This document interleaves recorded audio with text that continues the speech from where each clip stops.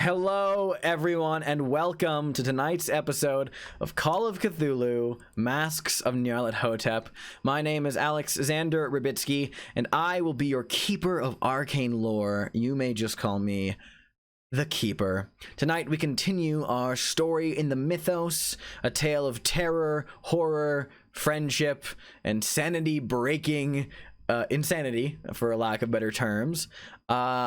I am joined, as always, by my amazing friends here at Internet Remix. We have Atwis. Hello, it's a pleasure as always. We have Upgraded Moon, also known as Jordan. Really over-exaggerated that inhale, didn't you? I can't breathe. We have the Brother Dingleberry, Bro Dingles. It is me, the Brother Dingleberry. We have the on-the-run Crime Straczynski. Hello! Or Crimesmas, befitting the season. Crimes, yes, excuse you, it is my month. The And whole month last, is mine. and last but certainly not least, we have our friend Split Guardian. Guy, you fucking kids waking me up from my nap. Wake up, old man! It's time to stream. Wake up, old man! That's your I mistake DoorDash for some donuts. That's your mistake for napping. There, whoop all y'all asses. Try it. I have an inhaler. Yeah, you about to inhale these hands? Oh shit! Excellent. Wait, stop, no! I just wanted to play tabletop games. Quality. Well, awesome. Guys, here we are. We it's been 2 weeks since we played, and it was 2 weeks too long. But we're gonna dive right back in with where we left off. Are you guys excited? Excited. Yeah. Just a quick heads Yes. up.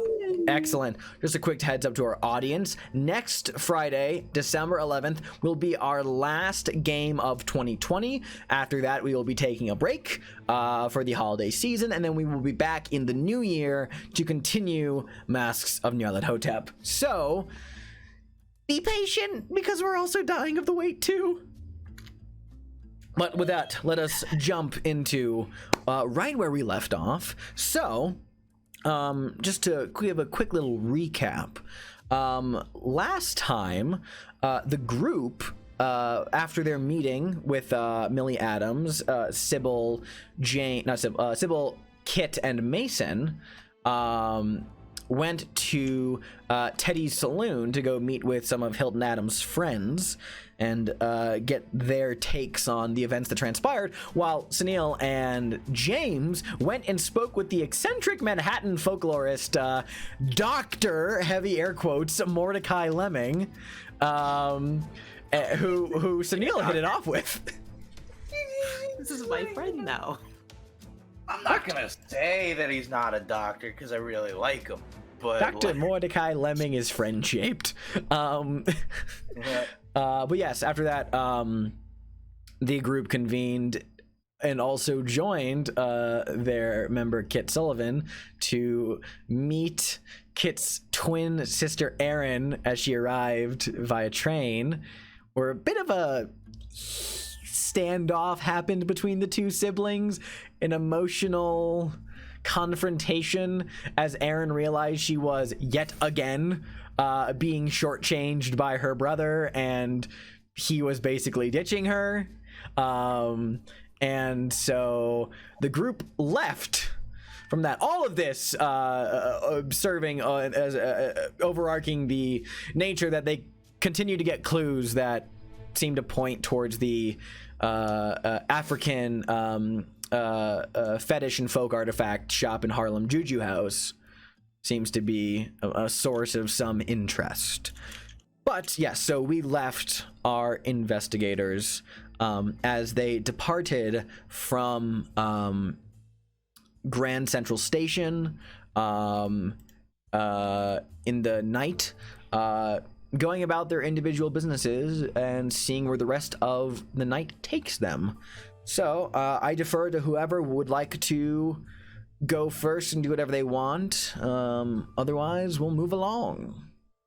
Well, we were getting lunch, so this seems like a good time to like just kind of sit here and plan out our moves for the rest That's of the right, day. it wasn't nighttime. No, it was It's nighttime. like 3 o'clock, man. Is it 3 o'clock?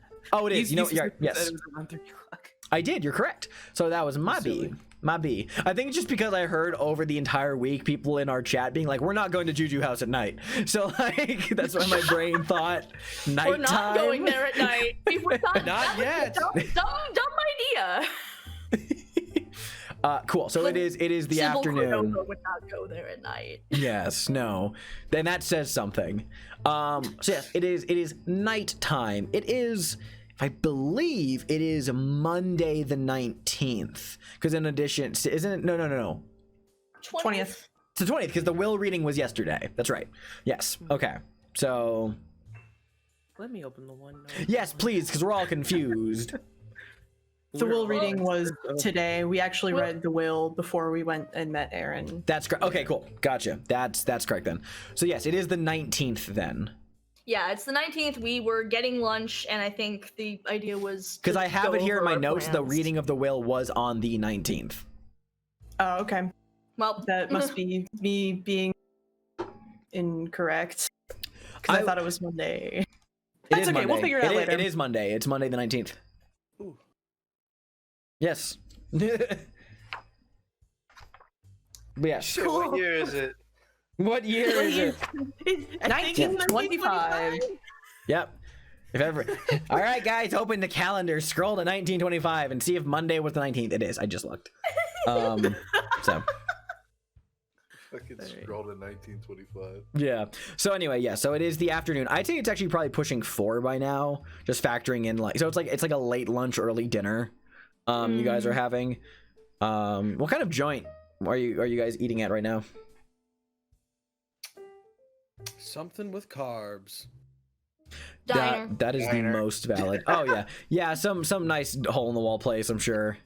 Despite Sybil Cordova's money, you guys make a habit of like eating at these like really like kitschy like local diner Listen, joints. the more hole in the wall it is, the more Sybil Cordova wants to fucking go there. That's so valid. Like, I'm thinking one of them big metal fucking trailer diners. I don't know if those were open, but sure, we'll say that for the. Actually, no, they were open by now. They were in the 20s. That is correct. Mm-hmm. Yeah. Yep. Cool. So as you guys are seated in this tin can greasy diner, you know, it's the middle of January, so it's like already getting dark outside. Mm-hmm. So with just kind of like the like indigo blue sky shot with like that peeks through the heavy cloud cover that has loomed over Manhattan and its surrounding environs for the better part of a few weeks now. You guys sit in the kind of like flickering fluorescent glow of the diner as you discuss your plans. Okay. So we have a few options here, right? We have Right. Juju House, which obviously everything's pointing there, so big deal there, Juju House. The art of the cult and all that. So there's Juju House. But also, we haven't talked to Lieutenant Poole yet. That's a thing that we wanted to do, was we wanted to, assuming he's not in on the whole I cops have are it bad on good business. authority that Lieutenant Poole is a good man and fairly trustworthy, so... Okay. I want to know what's going on at Juju House, but I don't... I would just rather not do it in the middle of the night, honestly. I mean, we don't have to go in the middle of the night. It's not dark yet. Sybil says she looks outside. Maybe tomorrow. Maybe I tomorrow. believe tomorrow, yes. Because if it's an art house, then I could maybe show up and say I'm interested in the art. Because I'm very interested in art as somebody who likes art. I've painted things before. You paint? Yeah, I'm a decent painter, says Sybil with a 20 in painting. I dabble in it. A rich woman's dabble, we'll call it. God. I thought about being a painter once before I realized that it was boring. She does her best. And the best is all that matters. Cool. Exactly. There you go. In terms of options, we could try and get a meeting set up with Mr. Adams, although it is a little late for that, so I think that's more of a tomorrow sort of thing. And there is Robson, which Captain Robson is an option, but he seems as crooked as they come, and I don't know if it would be worth it to put ourselves on his radar. I think if as soon as we talk to him, he'll know that we smell something's fishy there. Yeah, if we're gonna go the police angle, it'd probably be best to go through Lieutenant Poole, especially because Jackson's murder was in his precinct, so he'd have cause and reason to maybe have access to some of the clues that Robson confiscated, including and not limited to Mr. Adams's journal, which I am very interested in knowing more about. And if we can't get to the journal, we can interview Mr. Adams. If we, he's up at Sing Sing, right? Yeah. Yes. Right. So the Carlisle estate is there, so if we're heading that way anyway, I could contact Erica Carlisle. That's a thing I need to do anyway. Ring, ring. Hey, it's me. Remember how your brother's maybe missing all around the world? Weird, right? Haha. Call me back. You know, in Sybil the shoves several 1920s. more fries into her mouth. Yep. Just pat. There's a lot of things and I want to do all of them, but it's getting dark. Fuck winter. I mean, do we wanna leave more of the investigative stuff for tomorrow? Catch people in the morning, in the afternoon, or... Well, it seems like tomorrow we are definitely setting up a meeting with Mr. Adams, as well as going and checking out Juju House. I would prefer to confer with Lieutenant Poole first before either of those things, if possible, Then just we to get should as do much that information. Talk Okay. with Lieutenant Poole tonight. Sybil can contact Erica Carlisle tomorrow, as we also talk to our good buddy up in Sing Sing, and then tomorrow night we'll go to not Sing Sing, Juju House. Yeah? Not night. Not night. I genuinely do not want to go at night. As long as I'm approaching as a collector and I bring my gun and somebody comes with me to make sure I don't become a cult sacrifice. No then we one is should be going to let fine. you go to the place alone. And if this is a situation that could possibly go south, I'd rather not do it during the day. That's That's fair. worst What? case scenario. but Explain. Because then our faces could be seen if we get seen as a couple of people rushing out of town, guns blazing. We'd have another, situation on our hands. It Well- just feels as though they do most of their more strange dealings after dark. So if we were going to come in as patrons, it would only make more sense to come in during the day. It would be less likely to even have that situation happen. Plus, So we I don't guess know when the actual shop closes. Exactly. Anyone happen to know what phase of the moon it is? I can tell you exactly that answer. I was gonna say I remember asking like I right answered after this that. last session. No, so Yeah. I need to know. Yes, I answered this last session. So allow me It's to. waning, It is a waning crescent though, and I'm just double checking on the specifics. It is the 19th today. Yeah, it's a waning crescent. Currently, Okay. it's like Waning it's crescent. just less than half full, so it's it's slowly approaching there. new moon. Yeah. We've got a few days. Indeed. Yeah. We have a few days. So tonight Pool. we talked to Lieutenant Poole Yep. If he's Uh, there. if he's there, and tomorrow we will set up that talk with Hilton Adams. I'll call Erica. Mm-hmm. And then maybe, because here's the thing, if we go to see Hilton Adams, that's a train ride. That's a ways away. That might be train hard. or automobile, because it's only Yeah. Westchester County is only. I'm gonna give the exact specifics. Oh goodness, hold on, I had it here. It's about 30 miles north of the city, so it's probably like an hour to drive up there. Okay. Or Okay. a quick train ride. So up to you guys. As long Yeah. as we go in the morning, we'll be fine. Mhm. And then if we Okay. have time tomorrow, we'll see about hitting up Juju House. And if we can't do it tomorrow, then we'll do it, not when it's dark out. Yeah, maybe at least not for the initial approach when you're trying to be respectable. Right. Well, Does Might this as mean we get to well. fight Does this mean we get to fight cultists at the new moon? Wouldn't that be interesting? Oh man. I'm sure it would be.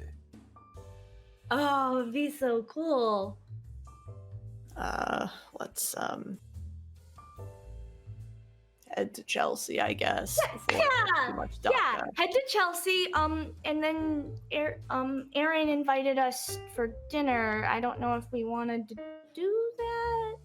I think she mentioned being willing to meet up with us somewhere. Do you Do you want to? know? Do you want some privacy? Yeah. I think she might. Listen, she got what she needed to say off her chest, and so I'm gonna let her cool off for a day. I'm sure I'll see her, talk to her tomorrow or something. If any of you want to talk to her, go ahead, be my guest. But I think I need to keep my head. I need to think. Right. Okay. Well, don't get lost in those thoughts. No worries. No. Yeah, no, I'll be fine. Ears open. Yeah. Excellent. Well, with the lot of you wrapping up at the diner with your plates of greasy but filling, comforting food, the lot of you, I assume it's everyone here, makes their way away from this diner to travel back down to Chelsea, in Manhattan, over to Precinct 7A, which is where Lieutenant Martin Poole resides, where the address he gave you. which when you show up, the precinct itself it's on the smaller side. Precinct 7A is part of a Chelsea is much like Harlem, is a large neighborhood, definitely not as large as Harlem. So there's a couple of precincts present here. 7A is a little bit on the smaller side, but by no means like ineffective. To anyone who's not like acquainted with the American police force, it looks like a police precinct. Like there's nothing notable about its size. But getting inside, inquiring within, very easy to, I'd say by now it's like getting towards like 5. So like Lieutenant Poole is, yeah, I think it's fair to say that he's a homicide detective. He works later. He's in, and because it's you guys specifically, Lieutenant Poole will see you. So he waits for you guys in his office, which is a kind of held after a, we'll call it a no man's land of detective desks and cigarette smoke haze that hangs in the air from the various homicide detectives who are currently busy going over case files. But Lieutenant Poole has you in his office, sits there, kind of all of you get acquainted in his office, greets all of you. Lieutenant Poole says, good to see you all again, good to see you. I don't expect this many people, so I only got the 2 chairs, so make yourself as comfortable as you want. The 2 chairs dilemma that Yes. comes up So often in all of our games, because offices rarely have more than 2. I mean, it makes sense. I know, it's just like, I think they've all just got like positions now. Yeah. Where it's like, oh, well, sit Sybil, and James and Kit stand, so it's between Mason and Sunil. I feel like they've just been switching off. I said last time, Mason, you go ahead. Mason's probably gonna stand this time around. Well, now Sunil has been forced to sit because it will be awkward if no one sits. Sit down, Sunil. The chair's right there, Sunil. Sunil sits down in the chair, crosses his legs. Good man. But okay, you see that Poole just kind of like huffs and just like pinches the bridge of his nose and goes, so how have you all been doing? It's been a time. Understandable. I will currently let you know before, if you have to say anything, there's little progress on the investigation regarding your friend's tragic situation. The car that was used to get away from the scene belonging to Thomas Witherspoon was found in an adjoining neighborhood. Unremarkable, it was ditched on a side street. We found some droplets of blood on the seats, but nothing extensive. We have reason to believe they are probably the blood of your friend Jackson, from whatever implements they were carrying with them. But beyond that, nothing was found on the vehicle. The investigation is ongoing, though. So what brings you to my office this time of night? Well, an investigation is definitely ongoing. You are correct. What do you mean by that? Well, you mentioned that they thought they found someone in Harlem who had done these murders, and here another murder has occurred. Right, the Hilton Adams murders. Yeah, I believe I spoke with your associate, Dr. Sullivan, here regarding this matter. The Adams murders were resolved last fall, so, as I've said to your friend, in this case, either it's a new figure, Adams has Confederates on the outside, or the precinct's got the wrong guy. I think it's the last one. Wouldn't be the first time, is all I'll say. Really? Certainly not going to be the last. Do tell. It's the way of cops, the world over, I guess, but you'll find in New York specifically that precincts don't work well together, and sometimes to meet a quota, some departments cut corners. It is an unfortunate situation of the world we live in, but some folks would prefer good numbers to good justice. Well, that makes sense. We've been doing some digging around Harlem, and there's a lot going on there. You've been digging around Harlem. He kind of like leans back in his chair a little bit. Oh boy. Do you understand? And I let me phrase this adequately. I don't want to step on anyone's toes here. You are aware that you are involving yourselves in a case of a violent crime. I understand that this was a close friend of yours. The seeking of justice is absolutely warranted. You are aware that it is a dangerous game to get involved in violent crimes in an ongoing investigation. With all due respect, after what we've experienced with Jackson, this is nothing. I will, he kind of like nods and like shakes a hand off and just goes, "That's." I honestly just. His eyes immediately go over towards Kit, and just says, "Well, at least some among you know the proceedings of the police, so if you're going to involve yourselves, don't step on any administrative toes and keep yourselves safe." That's the plan. You don't want to Lieutenant. end up like your friend Jackson. Yeah, that's the last thing anyone wants.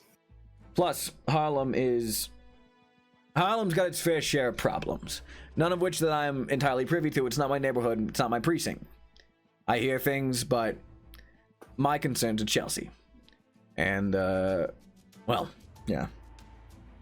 Just, you might find that not all police are as cooperative as I am.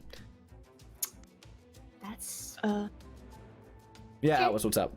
Question for the keeper. You. Kit would likely know things of procedure and how things get processed. Yeah. Is there like a process, or is it common for other precincts to access evidence that's held In a New York different City during this precinct? time period, under no circumstances, precincts are at war with each other in the city. Okay. Yeah. That is why I asked, because Yeah. Kit would know this, but I did not. So Kit's not Yes. going to ask a stupid question. Yeah. Because that's Well- 100% what I was gonna have Sybil ask. I mean, you're both police, right? You can just add, you can just go into like the evidence locker and just grab it, right? He was a cop. He was a He was cop. a cop. Can I make it any more obvious? Lieutenant Poole kind of cuts the cheese here and just says, look, if you're going around Harlem is where the epicenter of the Adams murders ended up going towards. It's where the arrest was made. The entire case got transferred to Captain Robson up there. If you're poking around, I just don't want to see you folks run afoul of the law. Not anywhere near our intention. Just narrowing things down for everyone. I catch a drift. Right. Let's just it seems like if what happened there is tied to what happened here, it seems like any information they have would be useful to you. It would be. I'm not getting it. Why not? Some precincts don't like to cooperate with each other, Miss Cordova. Sometimes, and it's again, it doesn't make sense. It's just the way of things. Captain Robson, he like opens his mouth like he's about to say something about Captain Robson, but then he closes his mouth and like diverts the train of thought. Just goes, he runs a hard ship up there, and he doesn't play ball with other precincts too well. That's just the cops in the city in general. I like to be cooperative where I can. Unfortunately, there are people, captains in other precincts, who like to keep a tight lid on all of their engagements. You know, if they do better than their other precincts, then they get rewarded for it. Like I said, numbers over justice for some. Right. That seems ineffective. Immensely, he says, completely deadpan. Well, you see, hon, it's not about effectiveness, it's about paycheck.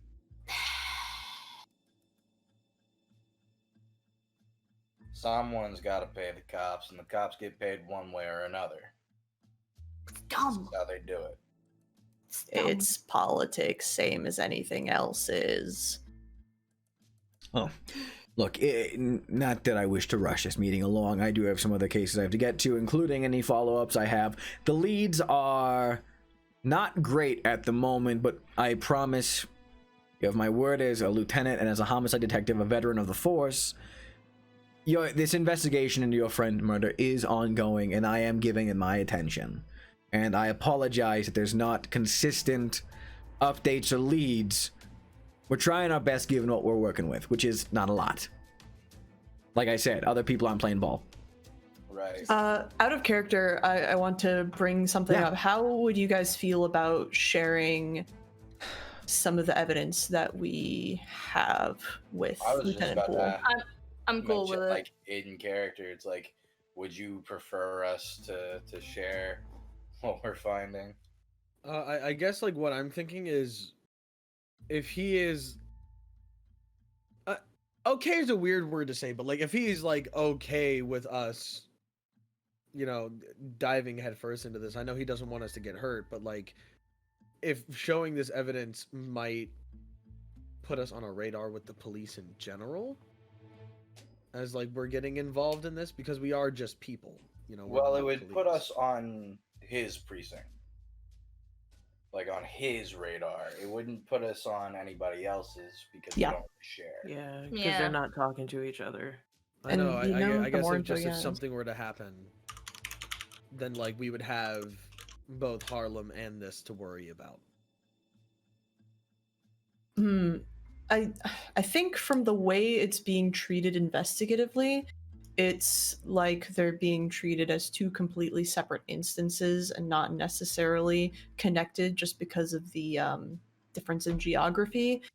So personally, I don't see that there would be an issue with sharing the information we have as directly associated with Jackson and the leads we have to Juju House, because the more information Poole has, the more he can dig and use his channels and hopefully update us. And he seems like Yeah. he's been very forthcoming so far, personally. Like, it might put us on, like, the good graces of this precinct more than anything. So if something does go down in Harlem, we can just run back to Chelsea and Poole will basically be our guard.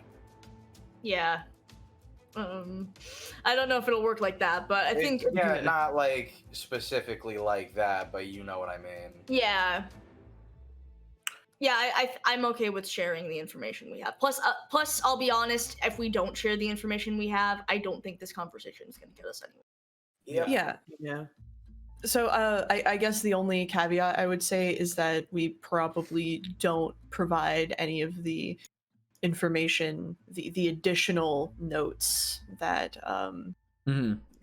that Jonah Kensington provided and all that sort of show Jackson going a little off the deep end. Well, obviously like the more not concrete stuff. Yeah. Yes, the concrete stuff. Do we tell them about Juju House? Yeah, because I mean Yes. that business card and etc. Yeah. Okay. Yeah. Things So I think- investigative, leave out cult. Yes. Okay. Okay. So we can just say that you give him all that Yeah. stuff, exempting Mhm. the crazier Yeah. Jackson notes. You just kind of then you catch Poole up to speed on everything you've heard. Which I actually, you know what? I think that from a detective standpoint, he has been like kind of like not like on edge, but like he's been like kind of like looking at you guys like, oh, don't stick your finger in a pie like this. Don't like try to seek justice yourselves. As you're describing like how this information came to you, he's kind of like visibly like more just being like, okay, to kind of like describe like the journey going on in his face. It's more like these people have gotten this information not from necessarily 100% digging, but because they found it through their friends' belongings. So it's a good thing they're telling me the things they found. Yeah. So he goes, I see. That's all right. Well, this is actually extremely valuable to the investigation. If your friend was involved in looking into certain folks, it's a lead in an otherwise leadless case. So given no other cooperation from other precincts, let alone Captain Robson's, this is something. So I do greatly appreciate you bringing this to my attention. I will have to be taking these as evidence now that you brought them to my attention, so that they can be filed, recorded in the case. But Well, they're out of character. There were multiple copies. Yeah, of we all have those. yeah, Carlton. Yeah, so- Carlton also had copies, so like it's Yeah. Yeah, So- so it's like. Does he not basically, already like, have the copies of these things? Or? you guys have one set of copies from these. I mean, I thought we can said always that we just- took the other like, ones when they were. You offered. did you take the ones from Carlton as well? I mentioned that Carlton mean- had the same copies. I don't remember if anyone said they took them, but they're at I Carlton's remember office. a vague conversation about us saying something Well, you know, about. it doesn't matter either way, because even if you didn't have them, you could get them easily with no additional mechanically hassle. speaking, Yeah, we still like, have them. yeah, so like they're in your. We'll say, yeah. It's just if you don't have them now, you can easily get them later. So if Pool's gonna take these as evidence. Basically, Yeah. in character, yeah, absolutely take this. Yeah. Yes. It's Only here. only the things that are. I should specify only the things that are relevant to this case immediately, which is Yes. which is like kind of. Let me look at the clues list again just to double check. But I think that'll only really be the Emerson Imports business card, and maybe one or two others. But like things like the photograph, like the letter from Miriam Atwright, those aren't seen currently as like pertinent details. So yeah, I'll tell you guys exactly what he takes. Not that it super matters, but yeah, I'd say that he only really took the business card from you, reviewed everything else, but like since none of the other letters mention anything involving New York specifically, then he is yeah. Did you mention anything to him about the Cult of the Blade Tongue information that you kind of loosely have gathered? No, we didn't want to talk about the cult at all with him, right? Well, I mean, it's Well, public record that the I was cult about to say was whatever they already know. Okay. Like, yeah, whatever they already are kind of aware of. It's like, hey, cult. So it's like, okay, so Yeah. so it's being like, hey, so remember when the paper said that some kind of cult was involved? Jackson was looking into a cult. So like, Yeah, oh, like okay. it African makes cult, sense. African art house. Okay, cool. So like you just established a baseline length based what's like already kind of. This is just immediately bro is laughing just because immediately harkening back to the connection of just being like, not to be racist, but African death cult, Harlem. I've connected. African death cult, Harlem. I don't know how to bring this up in a good manner. So In a sensitive manner.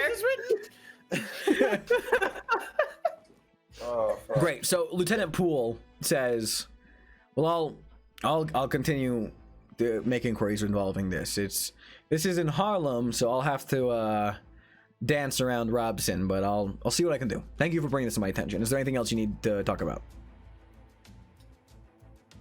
No, I mean, Great. Well, thank you for looking into it. thank you for stopping by. And now, if you don't mind, I have to get back to some of my work. I have a late night ahead of me. It's a Tuesday. No, it's a Monday. God, I'm tired. I hope you all have a nice week. Us Just too. swing by if you have anything else you'd like to talk about that's pertinent to the case. Otherwise, I have your place you're currently staying at. I will send for you if we have any need for communication. So, Thank you. you folks get home safe. Be careful. So, get on well. Sure. Always are. Quick question out of character. Yeah, what's Do up? we have this number? Yeah, I mean the number of the precinct to get in touch with him. You have his personal details. Cool. That's all I needed. Yeah. Oh, actually, you know what? I will say before when you guys dip out, actually, kind of like because like Poole sees you out himself. Like he like gets up, you know, takes like straightens his jacket and like opens his door and like sees you guys, walks you guys out of the precinct himself. Kit, when you're like walking out, he actually like grabs you by like the forearm, kind of like a little like firmly, not hard, to like stop you and pull you back a little bit, and like briefly and unnoticeably, while everyone else is like walking onto like the street. He goes, "Oh, one more thing." Kind of like looks both ways, just like gives you this moment where like he uses this moment where no one has noticed that the two of you have stopped, and just kind of says, I don't mention this around civilians, but because you're Sergeant Sullivan's kid, I feel at least somewhat more comfortable telling you, you got to be careful. I have heard rumors that Robson is a corrupt cop, so just be careful when you're up in Harlem." Thank you, Lieutenant. It's much appreciated. He nods and just kind of like releases your arm, and then just kind of like holds on to you. You get home safe. And then Y'all get on now, you hear? y'all get on now, you hear? And then he dips back into his precinct. Gotta Great. be a stranger. And then I assume everyone's heading to the plaza after that. What time is it? I say after the meeting with Lieutenant Poole, it's like full dark now. It's probably around like 6 p.m. Full Okay. dark at 6 p.m. It's fucking winter. Sunil asks in character as they are on their way to the plaza. Around what time are we probably going to be heading out in the morning? Early. Early? As much daylight as we can get. So, All right. I mean, we have to find out when Rebecca's setting up that time to see Hilton Adams. So we'd have to check with Rebecca. I need to call Erica tonight if we're seeing Hilton Adams, but I don't know what time we're seeing Hilton Adams, so I can't do that. well, So we need to check with Rebecca first. Yes. well, if we need to check with Rebecca first, is Rebecca waiting on us, or are we waiting on Rebecca? You That's guys what- are waiting on Rebecca. That was established. Okay. Yeah. So we actually can't go see. She is the one dictating the terms of when you guys go visit Hilton because she's setting that up for you guys. Well, Okay. it's not her terms, it's the prison's terms. She's just handling the legwork of getting that meeting for you. Oh, okay. So Uh-huh. basically we can't see Hilton Adams tomorrow. Yeah, probably. Yeah, yes, probably not. But it's been a couple days. Like you'll probably hear from Rebecca tomorrow, at least about some updates on that. So I guess tomorrow is actually a wait for Rebecca and and I will go survey the works at Juju House. Ooh, Oh. boy. And around when would that? I'd say early. Like as long as it's light out, it should be okay to go in. I'd assume. I'll go with somebody, and then someone can stay here in case Rebecca contacts us. Oh, I'm going with you. You want to go Sunil, check you out want to Nart come House? Are you checking out the art house tonight? No, tomorrow. No. Tomorrow. Okay, cool. Just making sure. Are Yeah. you implying I would go to a cult in the dark, in the dead of winter? Of Sybil, course. is that even a fucking question? Yeah, Sunil, I'll check do you out want the to art come house with with us? you. I actually Fine. would be interested in going. I actually haven't been to Harlem at all at this point, so it would be It's a group Yeah. affair. it's a group I mean- affair. Group affair. My one concern with all of us going is that they'll clock all our faces. I will not be going into obvious reasons. Yeah. Fair enough. So the four of That's- you, sans Kit, will go to Juju House. Yep. I guess so. Kit, I suppose you'll be waiting around for a phone call. Fine by me. Yeah, you seem like you need some rest. Just stay out of trouble. I'm sure You I'll are- say it again tomorrow, but What? Us? Trouble? I have What? never gotten in trouble in my life. And on that note, God protect us. on that note, everyone goes back to the plaza. Is there anything anyone else wanted to do tonight? Yes, bro.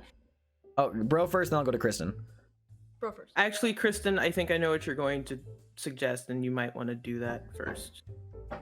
Because Sybil wanted to talk to Kit, so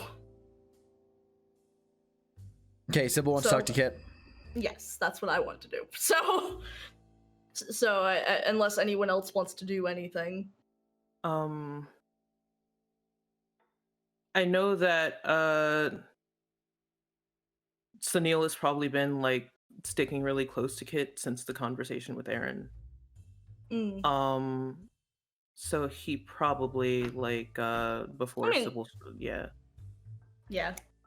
So he probably like before Sybil shows up, is double checks on like everything. He asks Kit.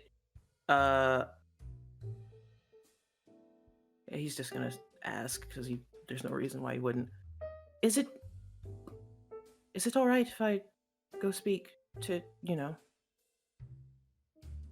Are you really asking me if it's okay for you to speak to my sister? Well, she is your sister, so, and you might need, I'll thank you, Sunil, but I'll be fine. And I'm pretty sure she'd love to talk to you, all right? So go ahead, it's not a problem. all right. And then he fucks the fuck off out of Kit's room. Just stay safe. So you'll fuck off, and so to go talk to Aaron. He's gonna go to the phone. And so while you're going to do that, Sybil, you pop up to Kit's room. Let me actually change the music. Nothing too emotional. Do we have something that? Yeah, I don't think it's just No, that's too sad. That's too sad. Not that sad. Sybil That's way standing too sad. there All right, in the so hallway. we're sticking with the lounge cafe. We're sticking with the lounge cafe. Is with this music? Yeah, no, it's all too sad. I need some more ambient, like, emotional tracks that aren't just like heartbreak. Anyway, so Sybil, you show up outside Kit's room. This atmosphere. Yes, exactly. So Sybil, you show up. Kit. Come in. Oh. Kit realizes that she probably can't hear him if he says so. So he'll get up, he'll walk over to the door, check the peephole first, because he's paranoid. And, unchain, unlock, open it. Come in. Hops on in.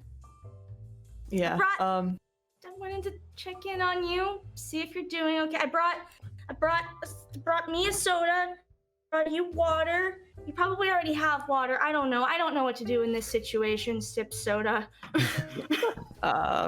Please sit down. Kit is like, okay. Kit closes the door, latches it, locks it. Sorry, I'm just a little on edge, but No, it's understandable. It's not the best situation. Yeah, no. Are you? It's probably seems silly to ask if you're doing okay, but I'm still going to ask. Are you doing okay? I mean, I'm doing about as okay as anyone could be doing. Sybil seems very nervous as she fiddles with her glass. What about you, Sybil? Are you sure you want to keep doing this? This meeting. The investigation. I had met, Erin, and she's great. I love her. She's the best. Jane.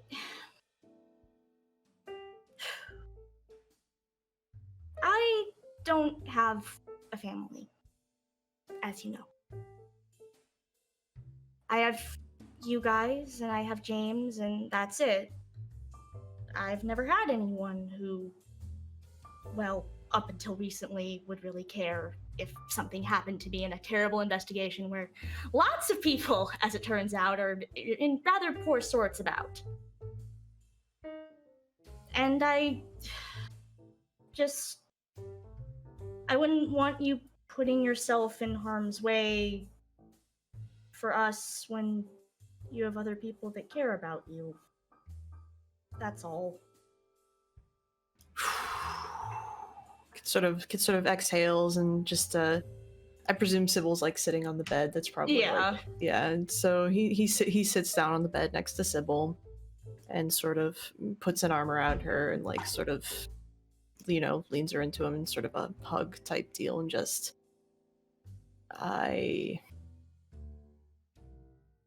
your family too, Sybil.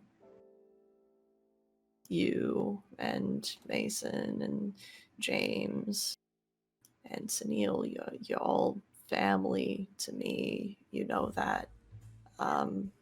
You're probably closer to me than a good chunk of my blood family is, and I don't think that I would be able to live with myself if something happened to any of you, to you or anyone else. But what?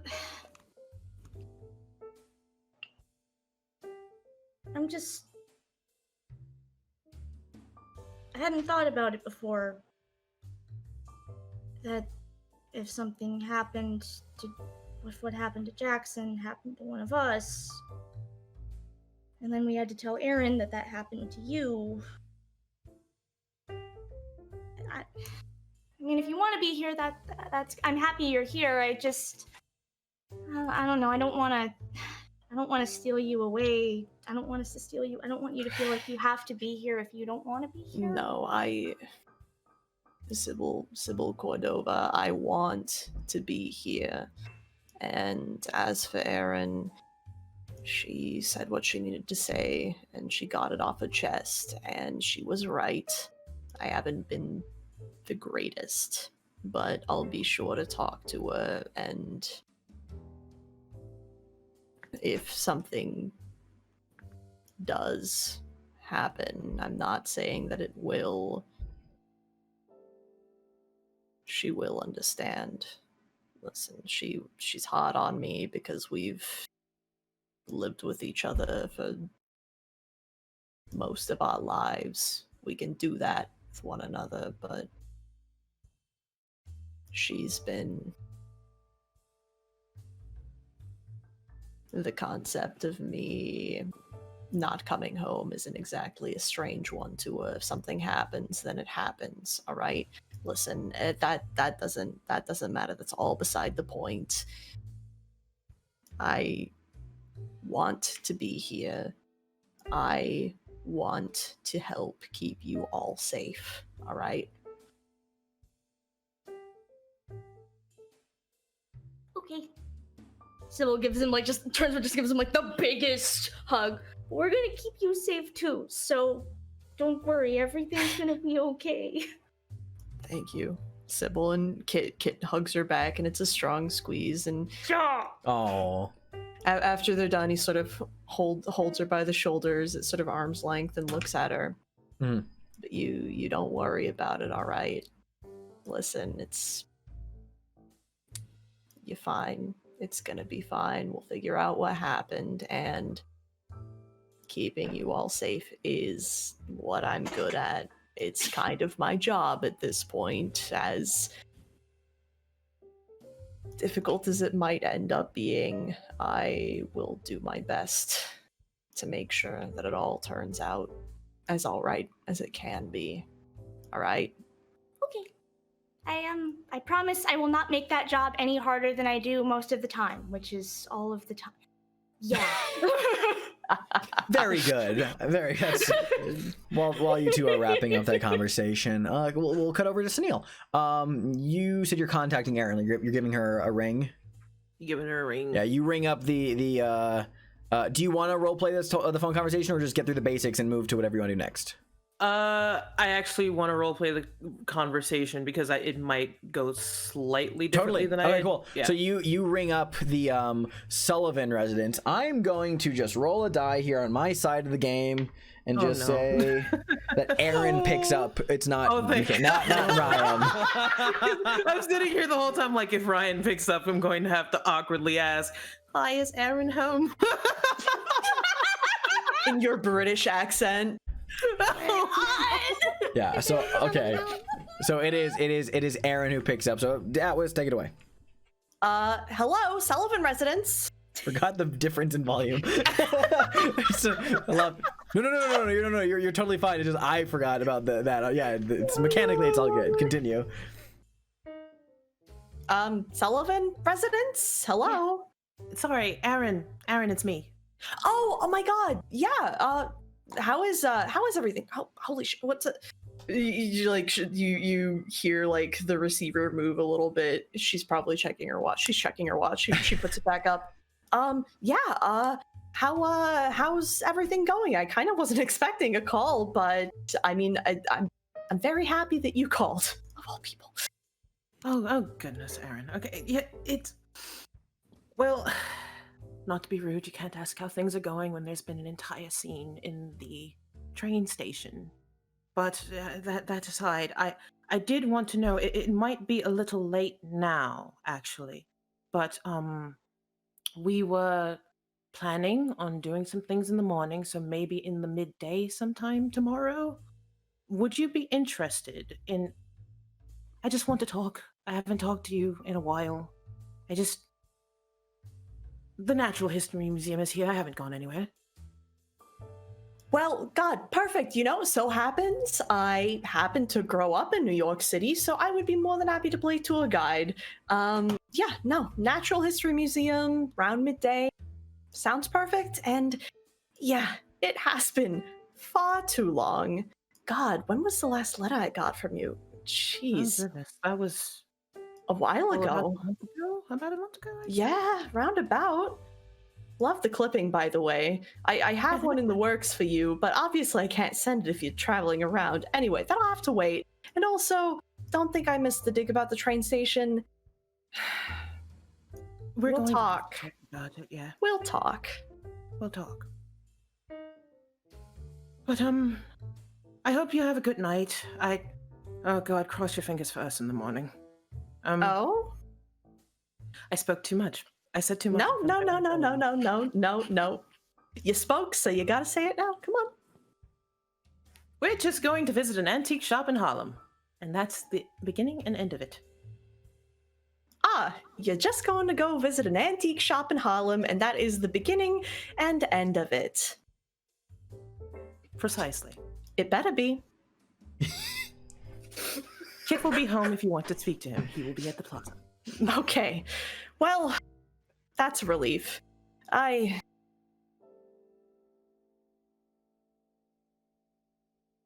I'll talk to him when we're both ready to talk, and it'll probably be a little while. You know how it is. Yeah, I know how it is. Yeah. Again, we'll talk about it tomorrow. We'll talk. All right. Well, you have a great night, Sunil. Thank you for calling. Really appreciate it. And Natural History Museum, about midday. Meet you there. Meet you there. Great. Great. All right. Good night. Sleep well. Good night. Wonderful. I fucking love Aaron so Yeah, much. God, Aaron Sullivan is an iconic Gosh. woman. We all stan her. Yeah, great, awesome. So, is there anything else anybody wanted to do tonight, or is that kind of like summarize what folks were interested in? Jordan. Huh? Suffice to say, whilst they're off bombarding Kit and the other Sullivans, let's say James and Mason shares a drink, right? Sure, I'd say so.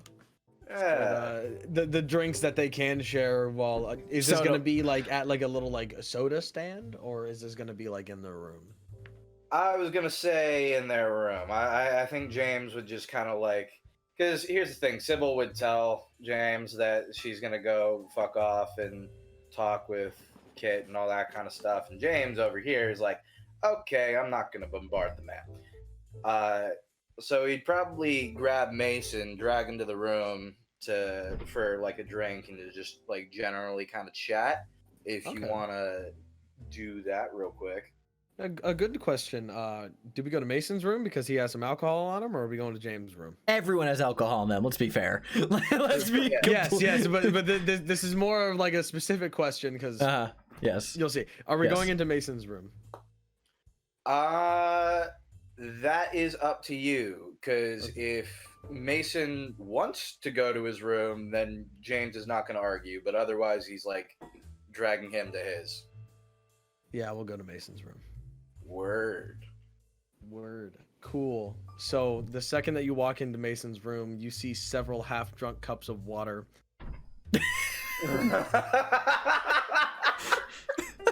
You fucking son of a bitch. Good payoff. Good payoff. I appreciate a good setup and payoff. Hey man, you know what? Good. He opens up the door. Mason's like, "Oh God, sorry, this is a mess. Let's go to your room."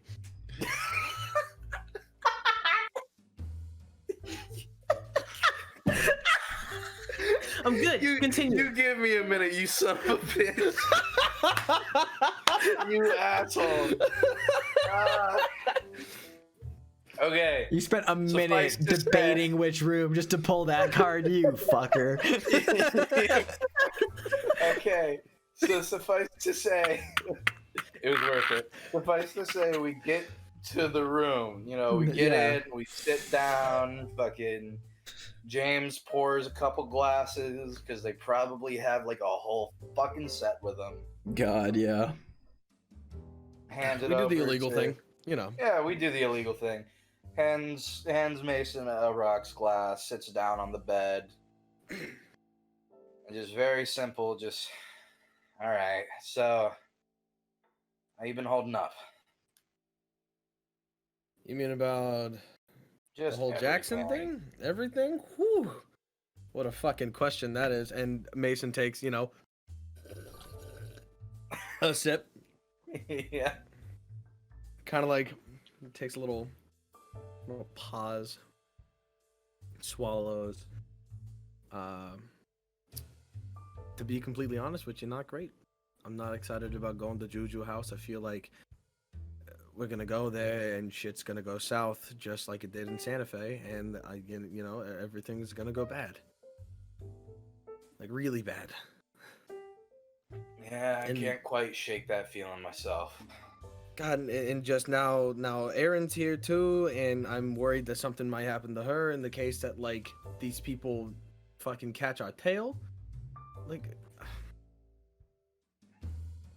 I don't know what to do. Maybe we are in a little over our heads. Maybe we should just leave this up to the police. I don't know, but then again, the police are fucking corrupt. So I'm sorry. My brain's fucking everywhere right now. You gotta. This is why I'm checking in. This is why I figured you needed a drink. It's, I'm not gonna lie, it's a fucking lot. We haven't really hit some shit like this since Santa Fe, and me and Sybil have been all the fuck over. And, well, now one of us is gone. Yeah. No, one of us is gone. Suffice to say, it's dangerous as fuck, and none of us are really prepared for it because none of us really knew what the fuck we were getting into to begin with. We all thought we were just gonna have a fun little get together in New York, and now here we are. Now my wife's taking fucking 14-hour train rides without telling me. Well, I guess Everyone's it's all. over the place, and everyone's all fucking freaking out, and he just takes a sip of his drink.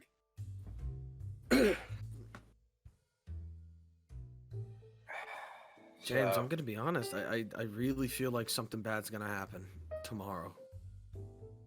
Regardless of whether or not we go to Juju House during the day or at night, I've Can't got shake this the gut. feeling. Yeah. Do you want to sit this one out? No, I don't want to sit it out. No. Listen here. Don't think that I'm saying that like, hey, you. It's okay to be scared or some shit like that. That's not what I'm saying. If you think something's gonna go down, I can handle myself. You know, I can protect everybody. I'll be good. But like,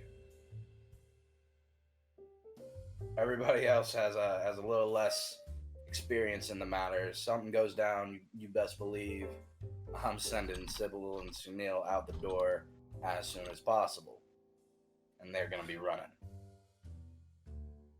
James, I'll be right behind them. if I could, no matter what happens, I will follow you guys to the end. This isn't like a situation where I get sucked out of a dream and brought back to the land of reality. Like I'm in this, you know. As much as it scares me, They fucking killed Jackson. Yeah, they did. And, Like you guys seem to be functioning pretty well, but I'm still kind of not, you know. Yeah, no. I can say this. We're functioning because we gotta. They fucking killed Jackson, and I know we're in over our head, but I'm not stopping until whoever fucking did it is dead. And he's just got like he's been holding that kind of like that wry smirk on his face the whole time that he usually fucking has, you know what I mean? And just like on that, it's just stone face. Mason kind of nods, takes a sip of his drink, and he's just, me too. Me too. His hands kind of tighten around the glass and releases, and he just sets the glass back down. Call me out if I'm thinking ahead, but when we go in there, let's look for any secrets, right? Anything that possibly stands out a little bit.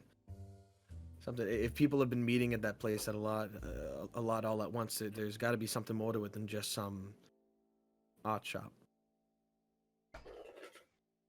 That's the intention. The idea to it. Meet the guy and keep an eye on the shop. Look for any secret rooms. Check the perimeter. The usual investigation bullshit. Though I get the feeling we're gonna have a hard time in anything. This guy probably knows a thing or two about what he's doing. Probably. I mean, we can only find out one way, right? Exactly. Okay. Until then, still your nerves. Keep one of these with you. Do what you can. Enjoy your time while you have it. That's all we can do, right? Right. Yeah. He just like raises the glass to him, downs the rest. Fucking Downs the thing rest. nearly fucking full when he did, and just on the bedside table. Alright, well. Very good. Excellent. Wonderful seeing you too. Yeah, with James and Mason having the conversation, Kit and Sybil, Sunil calling up Aaron. The night wraps up. We're gonna go to break before we continue. So we're gonna have a nice quick break. And we'll be right back. So don't go anywhere. And yeah, Kit poem activate.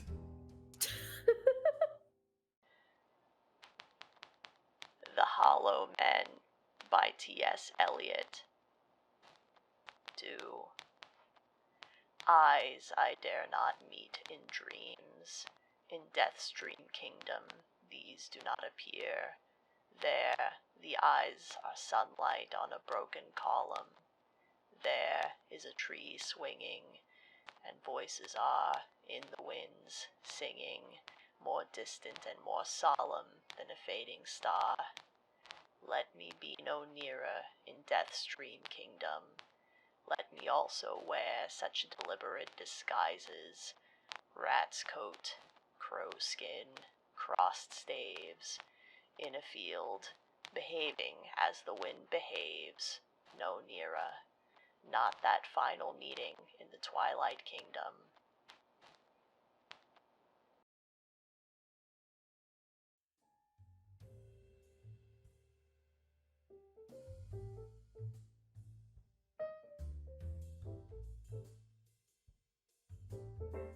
Hello everyone, welcome back. So, with the rest of the events of that night wrapping up, we are going to start at the dawn of the next day. So it is, as we are always keeping track of time here, it is now Tuesday the 20th, 1925. I'll get this out of the way right now. So that morning, I'd say like not like right away, you know, like it like once, you know, for example, once Sybil has gone through her process of getting ready for the day. Like you do, hair flip included. Art takes time. Art takes time. Something this masterful takes care and attention. Takes work. Takes work to be this beautiful. No, so after once everyone's like awake and, you know, gotten, you know, food, it's gone through their morning routines and processes. I'd say that's probably when you guys actually get a ring from Rebecca, who just lets you know that since she's handling the legwork of the meeting, she's not going with you herself. She can get one of two dates for you depending on when is convenient for you. Either she can set up a meeting for tomorrow night, tomorrow morning, at Sing Sing, or Thursday afternoon.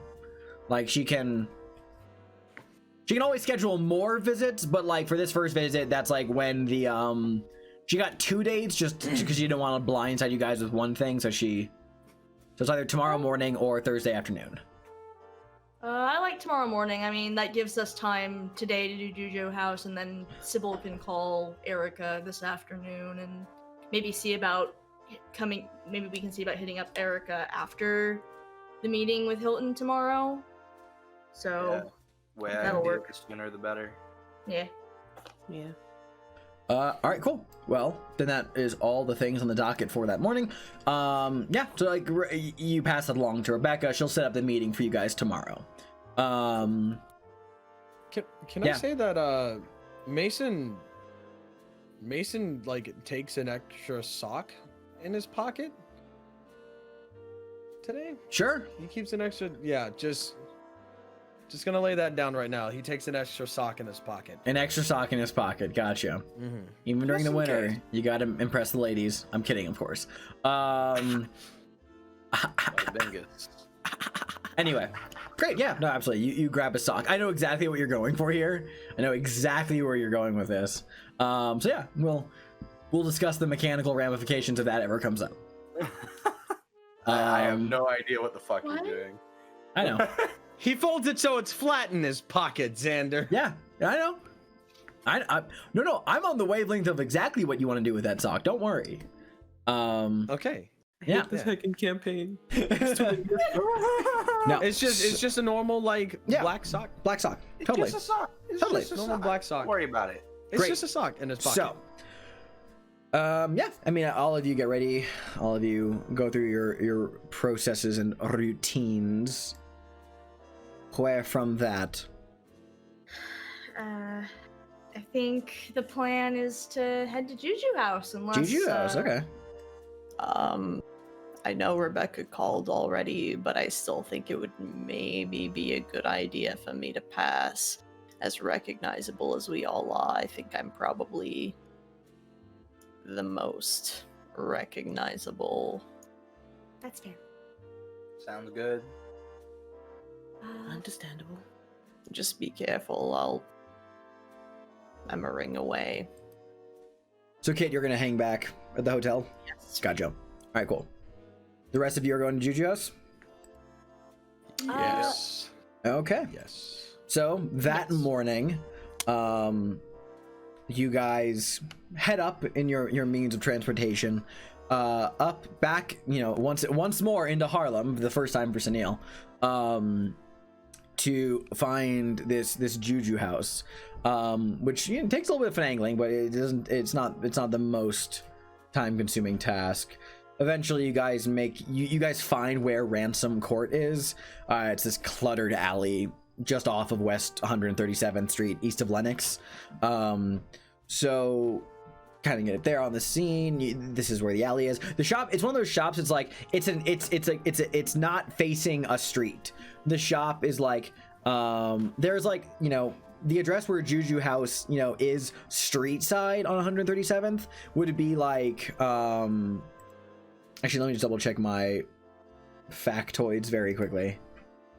So yeah, it's like 100. So it's like where 138th Street is, you know, where the actual like the actual street itself, you know, you have like buildings there. Juju House does not have an entrance from the street side. There's like an old boarded up, like no longer in operation pawn shop available from the street side, but the space that Juju House occupies is like a set of like windows. So you guys have to go like around to 137th, and then there's this cluttered alleyway where there is the shop inside that court, just kind of like inside the building block. What kind of approach do you guys want to make here? Just like walk down the alleyway? Yeah, I mean, like, if we want to walk in there, should we? Cool. Before I do, I haven't done this yet today. Ah, Are we being followed? yes. Roll your check, Jordan. Spot hidden check, yes? Spot hidden. Okay, very good. To your knowledge, no one is following you.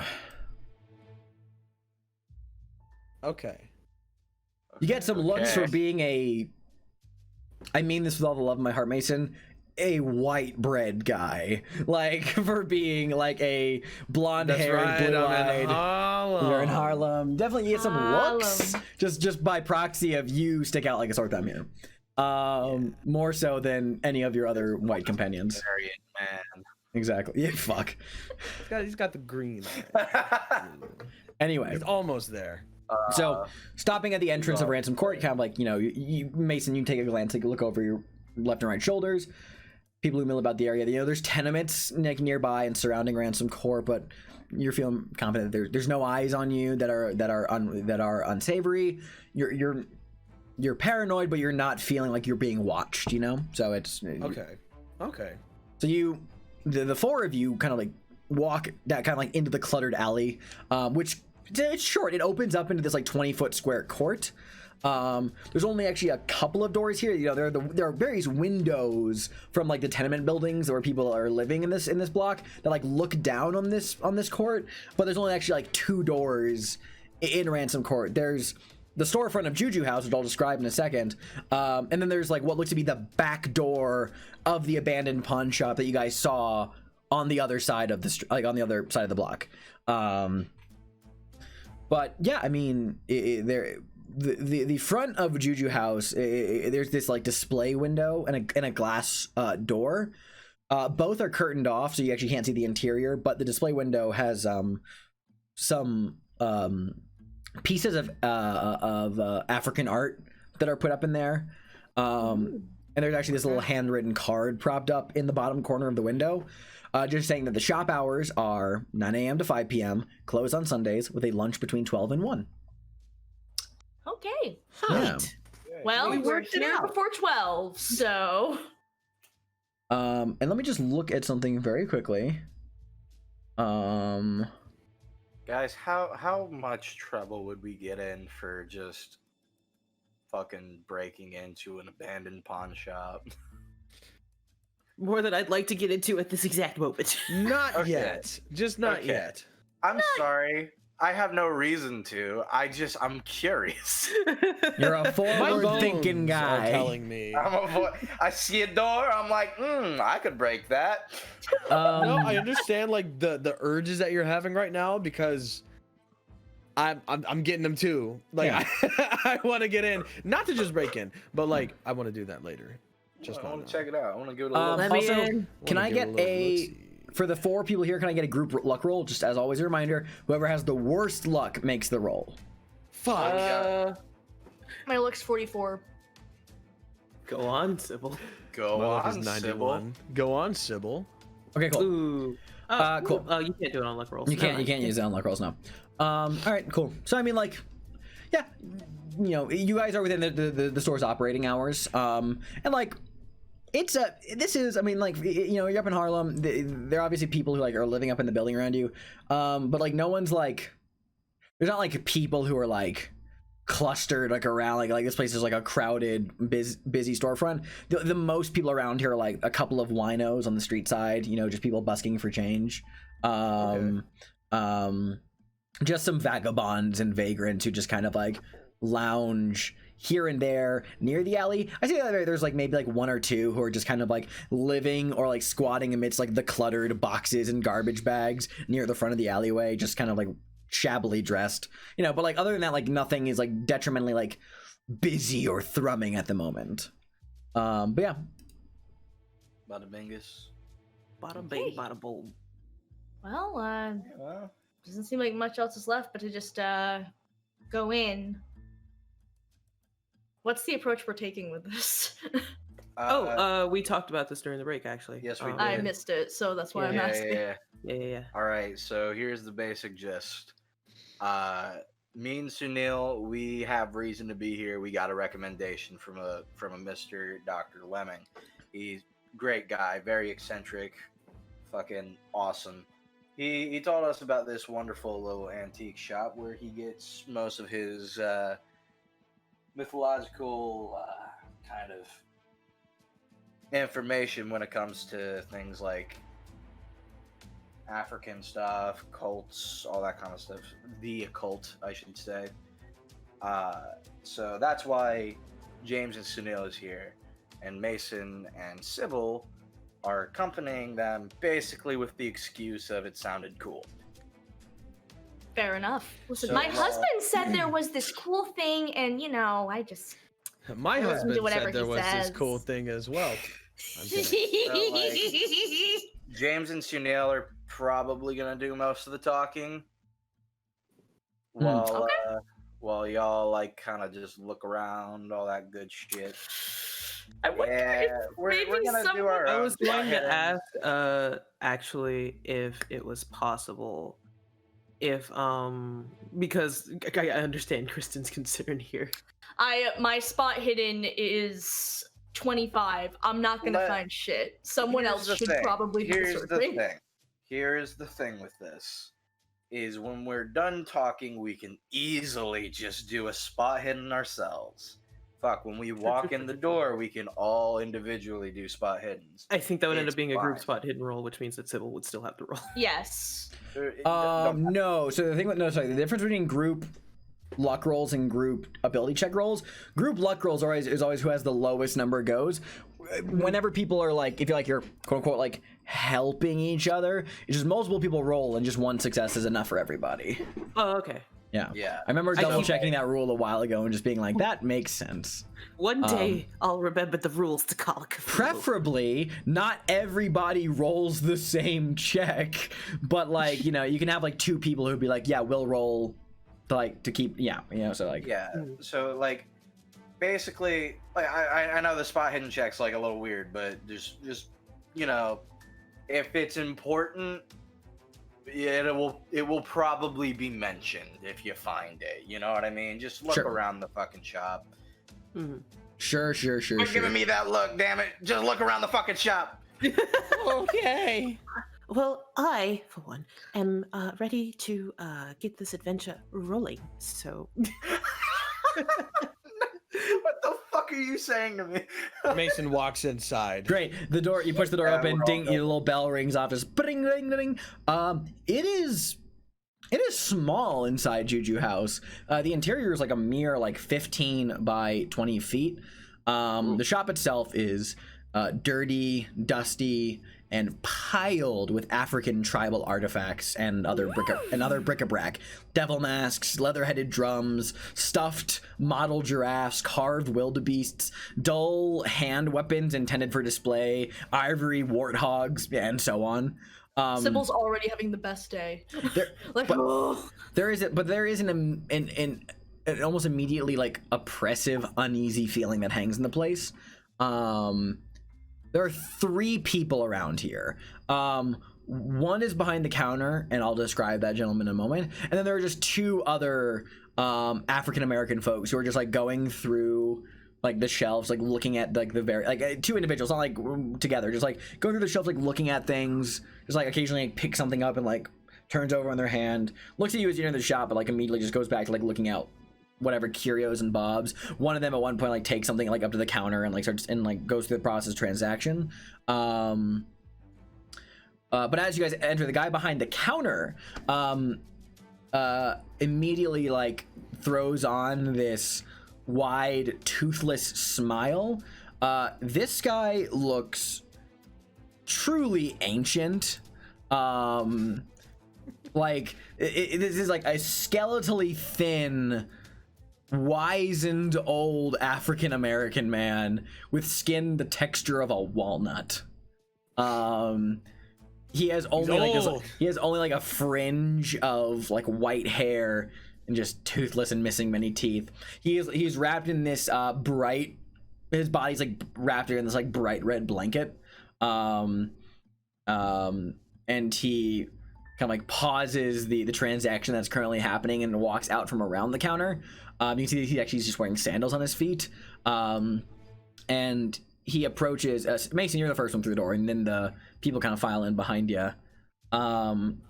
This guy comes out and just right away and says, welcome to Juju House, my friends. Come in. What is it you are looking? How can I help you? I am Silas Nakone. This is my shop. What are you looking for? Hi, Silas. So a couple of my friends here, and Mason addresses to James and Sunil back there. A couple of my friends here are interested in kind of like African artifacts and stuff, and so we're just accompanying them You have today. certainly come to the right place. Feel free to look around, and if there's anything I can do for you specifically, just feel free to ask, yes? Of course. Hello. I love them. Thank you very much, Mr. Nakwane. Yes. If you do not mind, I need to finish this transaction. And very kind of like spry for his age, goes back around the counter and just begins to, help the person who was in the shop just buy their little curio, which wraps up, puts in a little baggie, and the person just kind of like sees themselves out.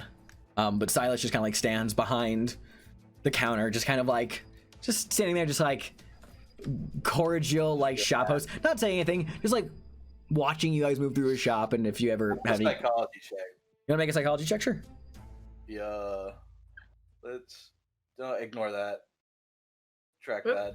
Hey, I mean, like Well, that's I mean, like Hey. a D100's a D100, you know? Hey man. Bada bing.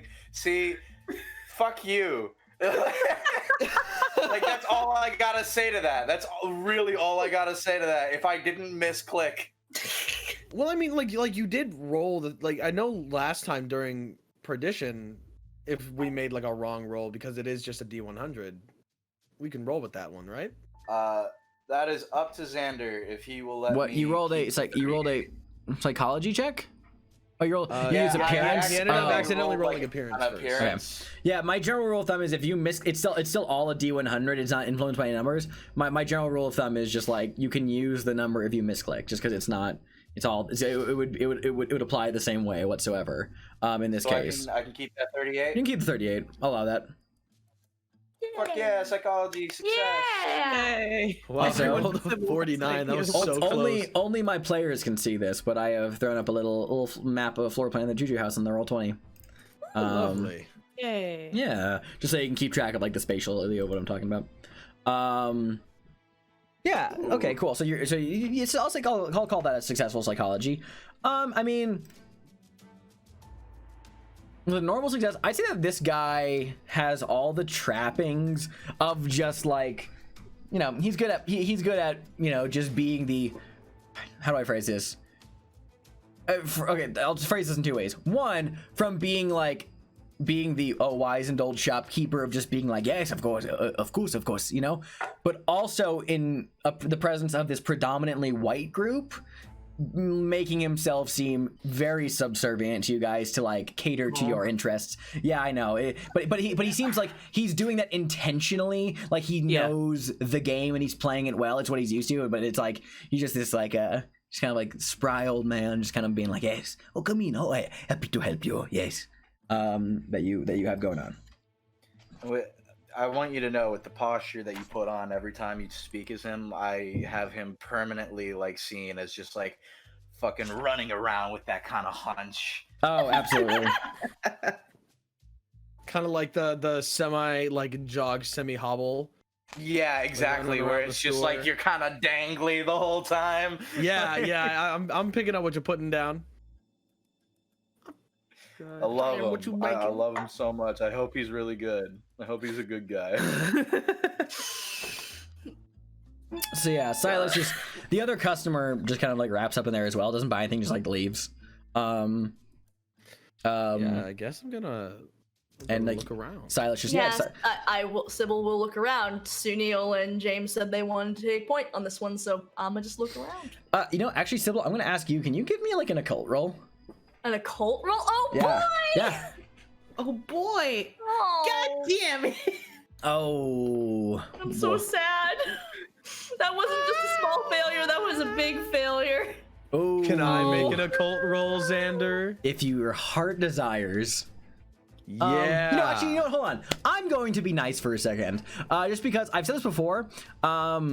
Is that I did want to award bonus dice just for some good role playing over the last few sessions. So I mean, like with the kit scene that happened earlier, I'll let you have a bonus die on that one. So Chris, when you click the yeah, now that's a 29. Girl! Yeah!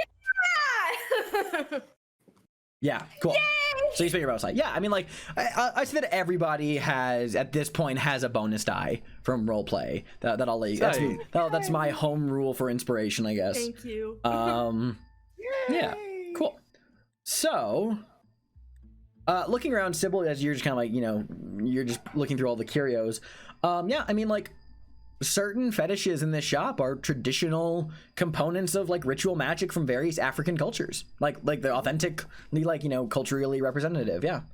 Okay. Yeah. So I mean, that's just neat. That's just neat. That's neat. So while Sybil's taking That point is on neat. that, do you approach the counter where Silas is?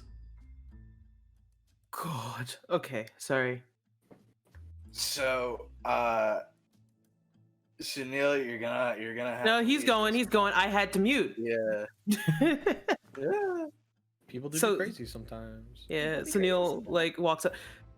There's a character decision that I'm thinking of making, and I don't know if it would be a terrible idea. Do it. Do it. Absolutely not. Why not? What is it? I'll tell you what it is. Sunil, for the sake of not coming off as like a European foreigner, Yeah. can in fact just switch to his goddamn Hindi accent if he wants to. He doesn't. He's not going to, because one, I don't feel like doing it right now. That's fair. Good, and it's like it's one of those things where he's aware of the first impression that comes with, you know, but like yeah, he'll just speak regularly. Sure.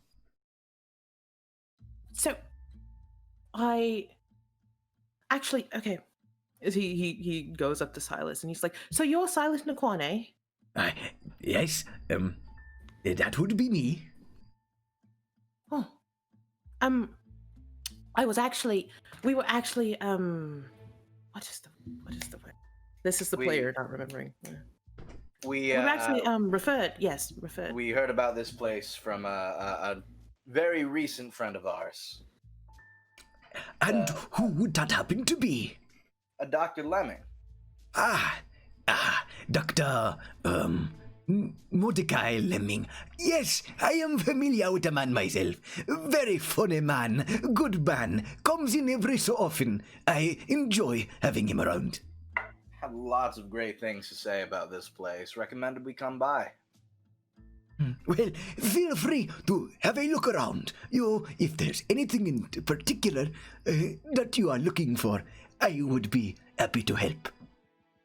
Split. We didn't make a game plan when we. No, we didn't. I'm kind of I've winging been sitting it. here thinking for the past like 5 minutes. We came to talk to Silas I'm Nakwane, kind of and we winging don't it, know but where don't we're at. worry. Okay. So it's like Mason, Yeah, Mason, what's Okay. up? Mason's looking around. Are there any extra doors? Maybe something like on the wall, maybe something in the floor. I'm looking at the map here. It looks like there's a carpet. Yeah, I there. mean, like, what's visible Does there- it there- feel like there's shit underneath? Well, so like, here's what I'll say.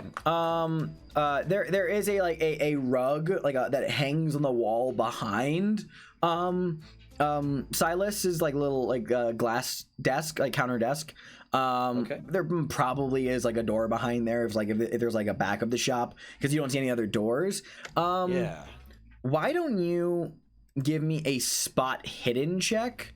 I'm going to say that actually there is a risk of failing this check, because I'm not gonna have you roll 2 rolls for this, but here's what I'll say: if you fail the spot hidden, it is like, because like you're just like looking around in general, but you're also pointing out like specifically that rug behind the counter. It's like it just Silas might like notice that you're like craning to like look in his direction in that kind of way, but that's only with like a failure, and you have a decently high spot hidden. Okay. Ooh. Oh, I can't see it. Wait, hold Extreme on. Oh, it's because success. it. Okay. Excuse me, just to correct you. Yes, you can see it. I can see Yes. everything. So you rolled an extreme success. So I'm going to actually give you a bunch of stuff. You're like you're like moving on the shelves, like kind of in that area anyway. So you're just like, I see that Mason. You like grab something off the shelf and just kind of like you like turn it, and there's like the one window in the shop, so you kind of like play to like turn, to, like get it like a little bit more in the light. You kind of use that to like just like kind of like glance behind the counter. So I'm going to give you a couple things here because you rolled an extreme success. One. Yeah, you're pretty sure it's this would have been you tell anyway. There's probably a door behind that rug, and from this angle you can see that like that rug hanging on the wall. There's like the outlining of like a door frame. So that's probably where the back of the shop is. That's not too out of place. The other thing you see on Silas himself, actually, he has this key that's hanging on a little leather thong around his neck. So it's just like this that's kind of like not like tucked under the blanket, but it's like not like just fully flopping out in the open. You can actually see that there is like the store ledger behind the counter as well, which Silas pulled out, wrote something down in it once the sale was made, and put it back down in like in the place behind the display counter. And also where did I put this note? Yeah, also like looking specifically at that carpet you pointed out to me. The rug behind the counter does have a slight dip in it. Like, is it like a square dip? Like a dip? Is it like a dip? From what you can see just from this alone is that there is a dip. It's not you just notice that there is a visible dip in the carpet. Nothing, you can't get a specific shape. It's a thick carpet, but you notice that there is a dip in the carpet. Bitch, let's so fucking anyway, go. yeah, so while that's going on, cutting back over with Silas and the rest of you, Silas says, well, Dr. Lemming, he has very good taste. You are welcome to look around at your leisure. If you need help finding anything whatsoever, feel free to ask. Otherwise, simply look around, see what catches your eye. Well, actually, we were kind of interested in talking to you yourself for a little bit. Oh, he gives like this toothless grin. I am flattered. What can I do for you, my friend? Well, my friend here, he's a bit of a learned man himself. He likes to do some independent research on various things, and right now, the thing that's caught both of our eyes is a bit of the more mythological, the occult, all that kind of stuff. Very, very interesting things. Yes. The occult, yes. If you look around, and I can point out to you if you need it, there are many things here in Juju House that are authentic fetishes of various African magics from across the continent. Feel free to have a look around. Actually, what would you be pointing out? Yes, I'm a little. I admit that this is something I recently got into. Of course. Let Silas Nick help you. he spryly moves around from the counter and just takes you around the shop and just begins pointing out all various things Sybil, just kind of point out these fetishes, bits, bobs, little bits of bric-a-brac as well. They're just showing you around these various things. Just kind of pointing out. Doesn't really explain any of them. Just kind of points out what are the more have the more occult significance. Versus versus the stuffed wildebeest toys. This is a lot. Where did you get all these items? Oh, they are all imported from Kenya. Oh, I see. Yes, yes, yes. So they've got the lions. Mental check note. Kenya. I see. About how long have you, about how long has this shop been here? I'm just curious because it's just, you have quite the collection, sir. I'm very impressed. Why, thank you very much, young lady. I Sybil Cordova, appreciate... pleasure to meet you. Miss Cordova, it is a pleasure to make your acquaintance. Yeah, like Silas kind of like takes a look around his own shop with like and just kind of like takes all and it gives like this little inhale. Give me one moment, actually. One moment. I love this man. I love him. He's probably a cultist. It's gonna suck when he like turns around and tries to fucking kill us, but Right? I can't wait. I to have just- been in operation since 1917 when I came to America. Oh, I see. Did you come from Kenya or from a Yes, different? yes, Kenya. I am from Kenya. Mm-hmm. Wow. Well, you've done quite a lot since you came here. It's very impressive. Thank you. Thank you very kindly, Miss Cordova.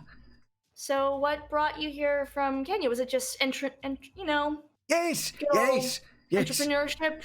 The American dream. Ah, Yes, you yes. can make it here. You can make it anywhere, right? Precisely. Yes. I But hope it hasn't been too hard on you. Oh, no. I am... you may have a hard time believing this, but Silas, am an old man. I have long life, no family. I moved here for my own opportunities in new land. My friend, you don't look a day over 30. You are so kind. Too kind, you. Where exactly in Kenya, actually? I'm sorry, like, imagine Sunil actually has pulled out a notebook and is not taking notes on... He's been taking notes this entire time, so it's not like a suspicious thing of, oh, I'm specifically writing about Silas and Akwane. But it is just like he does want to know where in Kenya. Like, to note down, like, where most of the artifacts would be from, kind of what it looks like. He says, Oh, well, I was from a little village, but I spent some time around Nairobi, as well as a few other places. I've traveled around my home country. But if you wanted to put a name to it that you could point to on a map, I would say Nairobi. Nairobi. Hey, yes. Well, Xander, yeah, what's up? I want to do, like, while they're all talking, I want to do Yeah. my own little spot hidden real quick. For what are you looking for? Just go, we'll see if it warrants a roll. To see if there would be, like, any kind of items or artifacts that would, like, contextually seem to line up with the names and the kind The of cult of the bloody tongue and all that. yeah, things that we Cool. already know. I will say with like Sybil's a successful occult roll and looking around, like all of this stuff, and I assume this is like a nice husband and wife aside, just like the no roll required here. All the stuff that like Sybil's been clocking and that like Nakwane's been pointing out, it's all occultly significant, but above board. This is like standard, like, oh, this is like African cultural tribal magic, like related like fetishes. Like there's nothing here that stands out beyond the norm of the norm of those things from what, and that's the thing of like what Sybil you could tell is like, this is all legit stuff, like of the actual occult belongings. Nothing of it like seems out of place or matches up with like the specific bloody tongue angle that you guys have been looking into. It's all pretty standard stuff that you've heard about that has like no deeper, darker connections than just being related to African tribal magic. Yeah, and obviously we wouldn't want to be like, so have you heard of the cult? Oh, but after like Silas like points like a few things out, kind of like he just goes back to his default of like, well, if there's anything you need whatsoever, I will be behind the counter, and you just let me know, and I will help. And he just kind of like goes back. He kind of like just points, and then he kind of also says like, but if there is nothing that catches your fancy, I will understand. I will not be too broken up about it. But feel free to refer your friends and come back whenever. We are open. I know Sybil wants to buy something, but I don't know what because I can't visually see everything. Just cause. No, Yeah, we'll related say- to this thing. No, we have to just buy cause. something. Yeah, we we'll have see. If to you buy something, he'll win. He won you over with his excellent customer service, you fool with money. Please. Oh, He's please. already I'm won. going to destroy his cult and then I'm going to take all of his magic for my own. Anyway, so. Somewhere halfway across the city, Kid just feels a shiver run down his fucking spine. It is amongst many shivers that have run down his spine this entire time. Anyway, sorry. Like Kid's been having like random like Yeah. So no, I mean, Sybil, on your end, like, yeah, I mean, like, you can easily take your pick of like any how many things you want. You can just buy them. You don't have to go into the specifics. You can just like you can I just grab like someone just grabs just a bunch of things. I'm gonna get this and this and this. This all looks neat, and just grabs them up. yeah. Going. Just has like an armful of stuff. how are you going to carry that? Going I will off wrap of- it. I have a husband. Yeah. So Going James, off what's of up? Going off of our successful psychology rolls. How's he looking now that we've like inquired? Is he still kind of like just going through the motions, or is anything? Really I mean, just changed? like he's been just like helping like point out like whatever it is you're looking for, whatever it is you need to find. Like there's nothing like changed in his like demeanor or like appearance. And also, like, to be fair, you guys haven't really said anything that you feel like would tip him off, because like the shop has occult things, like that's just a fact. Like by asking for any occult things here, Shop. yeah. So I'm gonna, while everyone's like kind of looking around at the things and all that kind of stuff, like James is kind of gonna hang out near the counter, just kind of leaning up against it. And I'm gonna do the thing I do best, guys. I'm gonna fucking wing it. Okay. And he just kind of like, as they're looking around, generally looking like the kind of babysitter type, you know. He like looks over to Nikwana and it's just like, so I'm assuming you have all sorts of like experience and knowledge when it comes to all these different occults around Kenya and Africa and all that kind of stuff. Oh, very little, if I am being honest. I sell them because I want to represent all aspects of where I come from. But I am a merchant. I've never spent too much time indulging in... I'd say I know only about as much you could find in your average American encyclopedia. Damn, that's a shame. Is there something in particular that you were looking for? You wanted to know about? Well,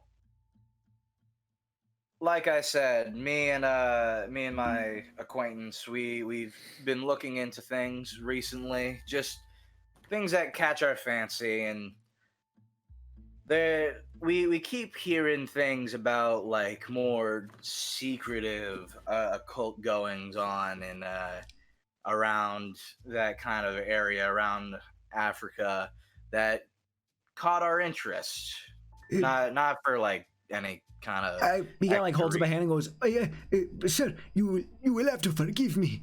English is it is not my first language. You are, as they say here in your country, beating around the bush. Could you use more concise, specific words for an old man, please?" Oh, Is he avoiding the question? Well, He's not avoiding the question. It seems like he's just getting you to like be specific with what you're asking him, because you're being so vague. He's just like, what? Like, I'm about to name drop, guys. I'm about to name drop the cult. I trust you, James. I don't trust me.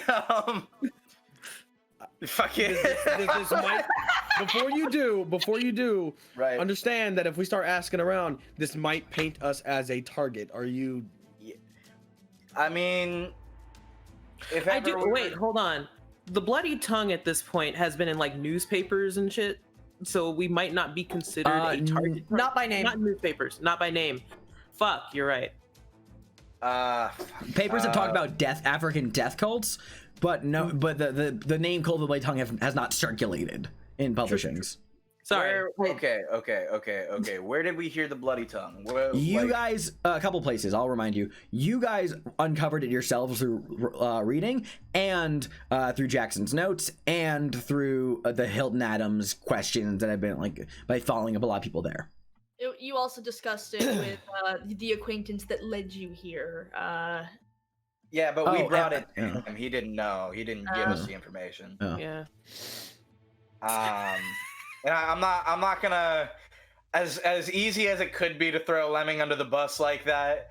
I don't really want Lemming dead.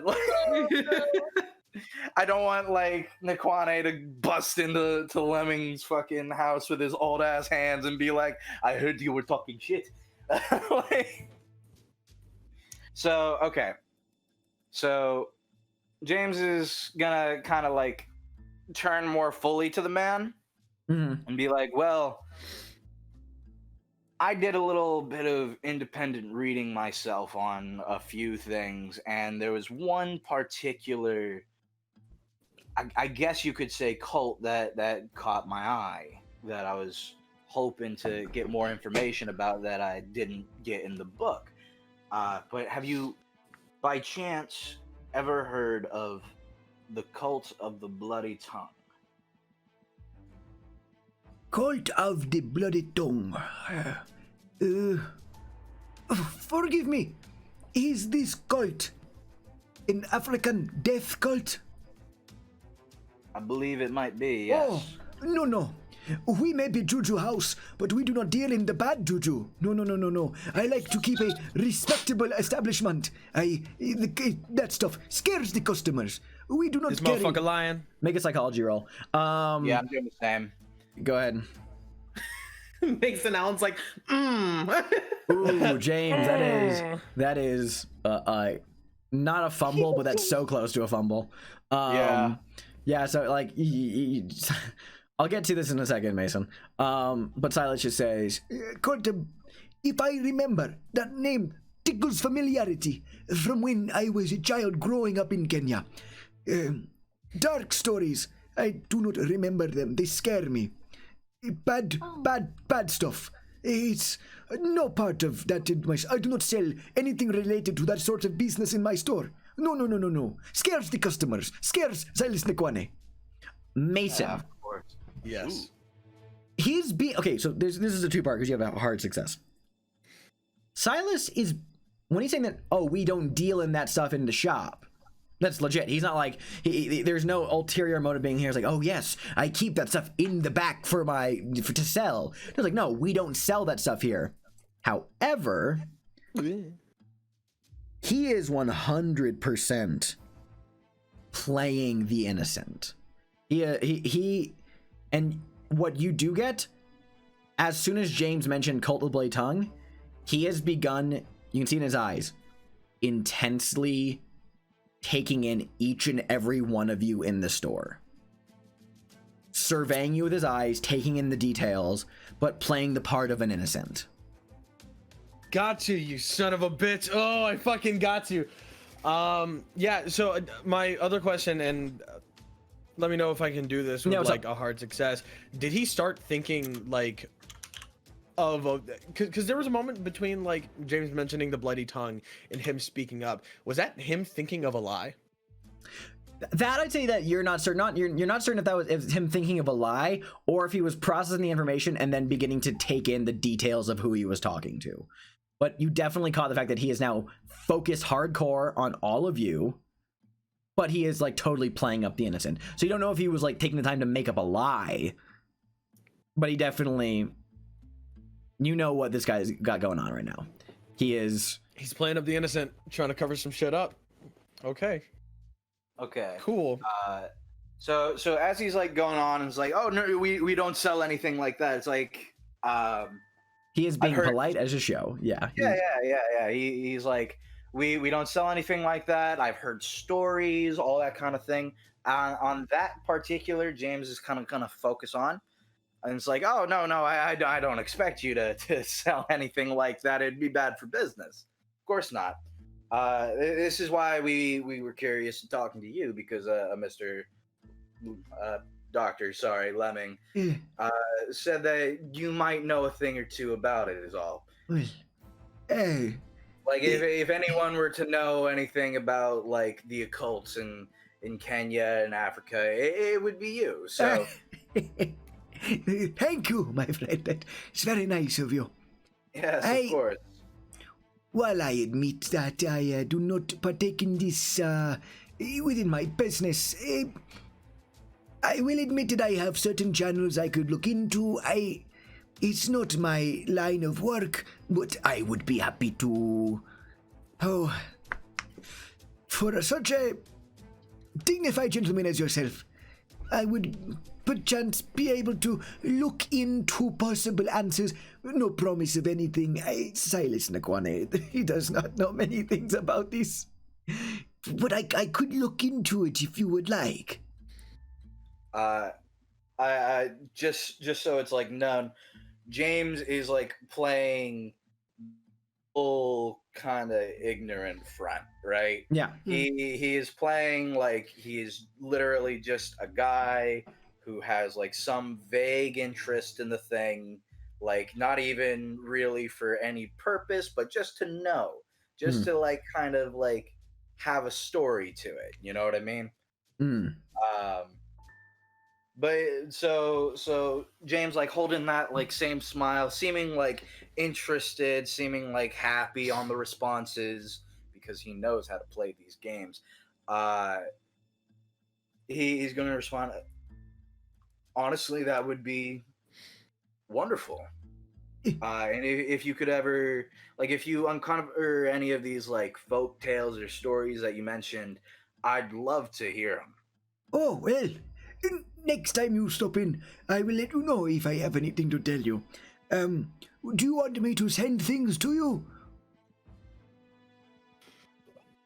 No, we should be. We'll drop. You know what? We'll probably drop back in. Oh, splendid. I look forward to the repeated business. Oh, believe me, I will be coming back. This stuff is so great. As Sybil is like putting things on yes, the counter. And he like wraps them for you and like puts them in a little bag, like a little like paper bags for you. Not too heavy for the young miss now. It's okay. I've got James here. He's good. He's got it. Yeah, of course you do. And he just kind of like leans down, gives her a quick little smooch. You know, just looking cute and dumb in front of the guy. Yes. Absolutely disgusting. I love them. Like, This is gonna go great with the collection. I'm so excited. Do you think this one will look cute next to the coyote skull? Steve? Steve does need a friend. He does. it's like I'm pretty sure that they're just Sybil's asking the group, caught are we- on that they're meant to be. She's Yeah. like, okay, I see what we are doing. Yeah. No, I'm asking. Are we about to head out of the Juju House? I got everything I needed. Mm-hmm. Yeah. Right. I was yeah. about to So, have like Mason and character be like, "Hey guys, we've got a reservation coming up. We gotta go." Oh, right, of course. Oh, well, do not let me take up any more of your time. Wait. Bro was trying to do something. Oh, what's up, bro? bro's entire thing that bro was trying to do was to be incredibly pleasant when leaving. So Good. Okay. Cool. not like a weird pleasant, but like Yeah. oh yes, I do plan on seeing you again. Yes, it's nice to. Wonderful. Feel free to come by anytime. We are open. On the way out, he's just gonna be like to Sybil, is like, I asked the man if he could get us some stories from some things that we've never heard about. Like all the kind of like seeming to impress, you know. But every single thing you can do to seem as innocent as possible. Sybil is just like, she doesn't need to fake being excited. This is exciting for her anyway. Oh, yeah. It's like, Oh boy.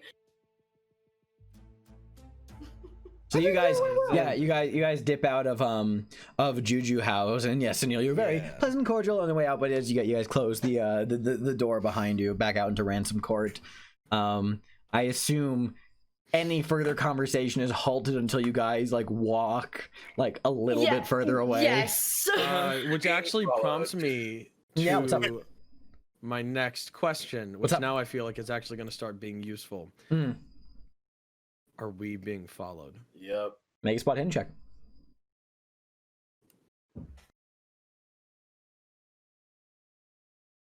What the fuck? No.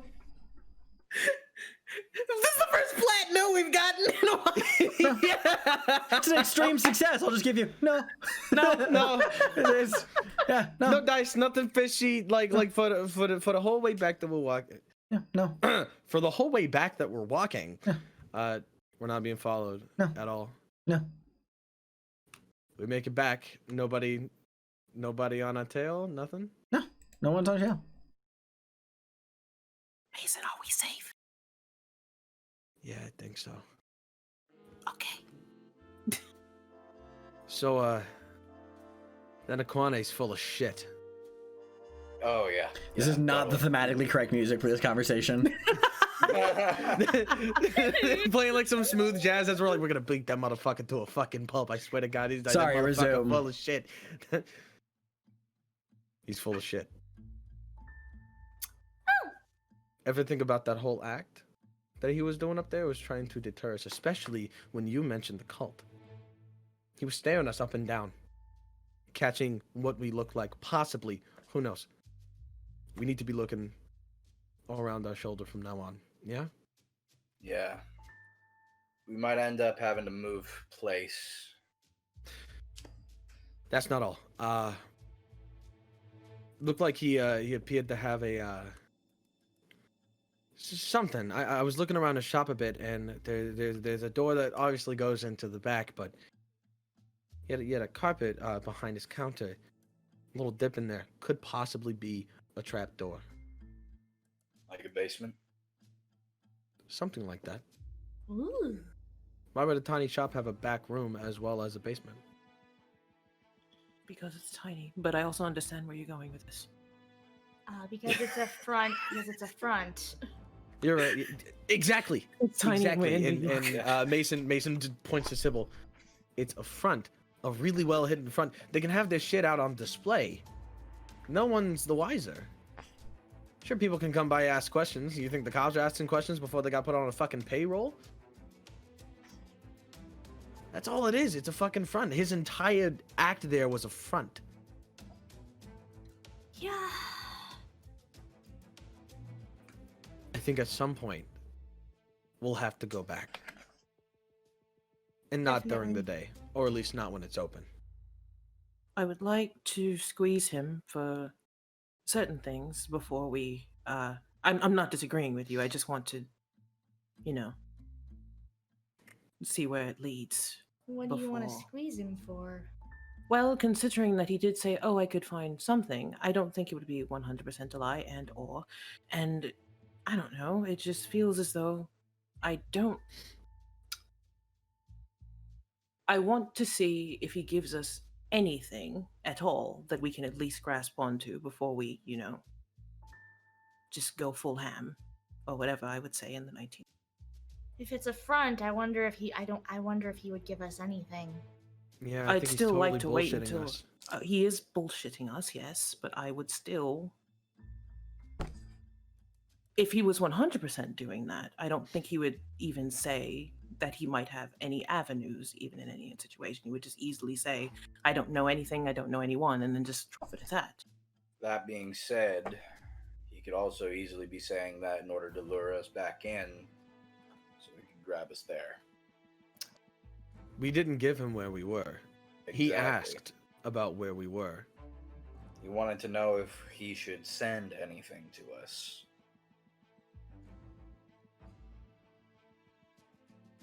Listen, I understand that I have the unpopular opinion here. I just want to cover bases wherever I can, because it feels as though we are now under watch. That is clear, or at least he is aware of us. That much is clear. But we haven't at this point. I don't know how to word this, so I'm just gonna say a thing. We haven't at this point. Here's the thing about like what's going on. He's now aware that we're aware of something. That's not necessarily it would actually be suspicious to start. Go back. One, it would be suspicious if we didn't go back.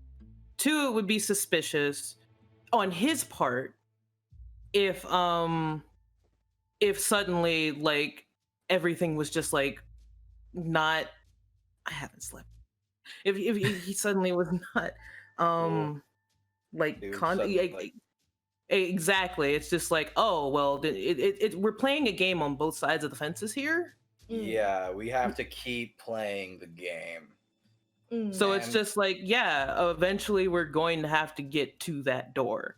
But like, I will say, it's not an unpopular opinion. I agree. The situation is just now having higher stakes. That's the only thing. Yeah. So when we do come back, because we're going to have to come back eventually, we're not all coming back. We're not all going at once. Should be only a few of us and the few that can fight. Just in case.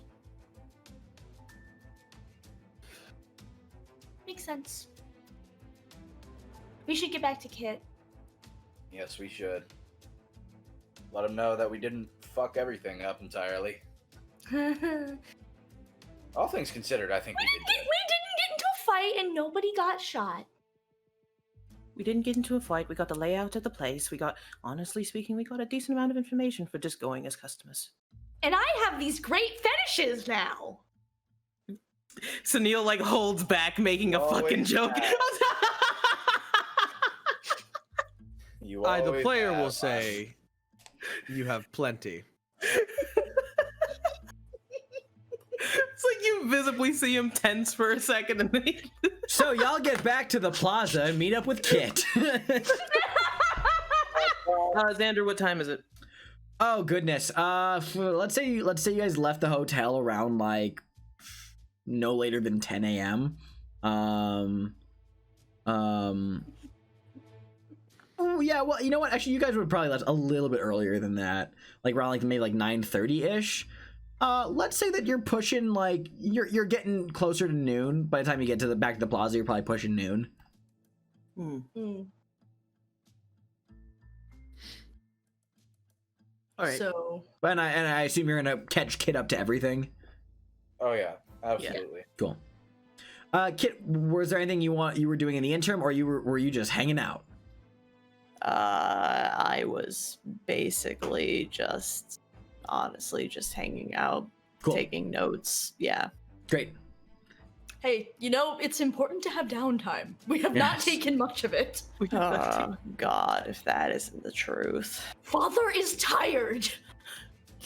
Let him rest. You know, I just realized it's this is session 5.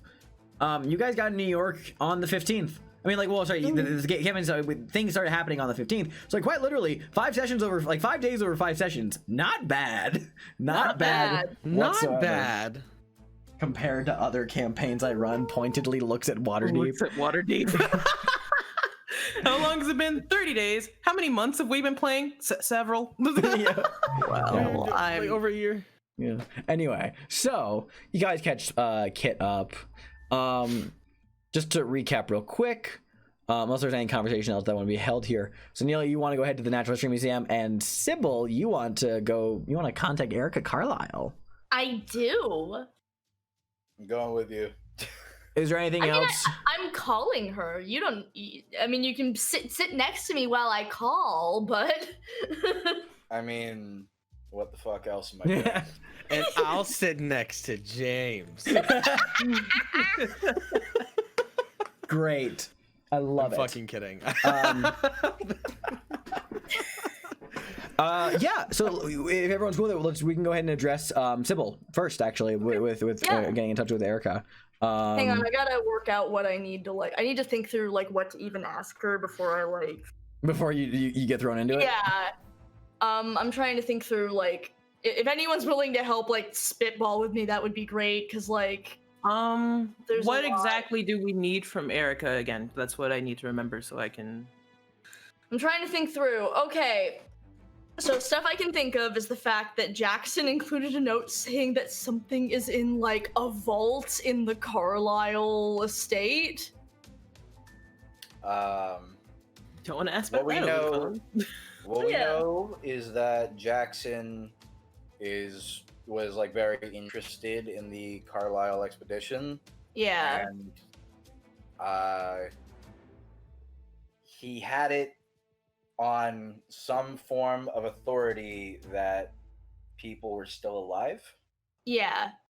So I guess Sybil could call and be I think I might have new information about what happened to your brother. I think if you're if Sybil were to ask James, what he would suggest is that if you already know her, suggest having a visit. And then we can discuss the more grittier details. Say that it's been a long time. I'd love to talk. Maybe we could come by and visit you at your estate. Yeah. On your time. Just say, hey, I'm heading up that way anyway. Tomorrow morning. Mm-hmm. So, yeah. Okay. Yeah, that works. Yeah, don't ask anything else over the phone, just in case. Absolutely not.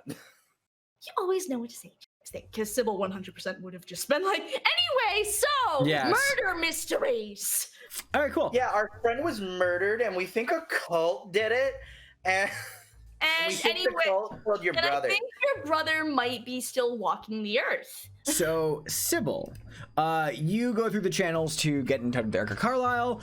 You actually get routed from that to Erica never picks up any call, any call personally. But from your attempts at getting in touch with her, you get routed to actually call the number of her counsel, a legal firm. So you get routed call this person if you want to get set up if you want to get in touch with Miss Carlisle.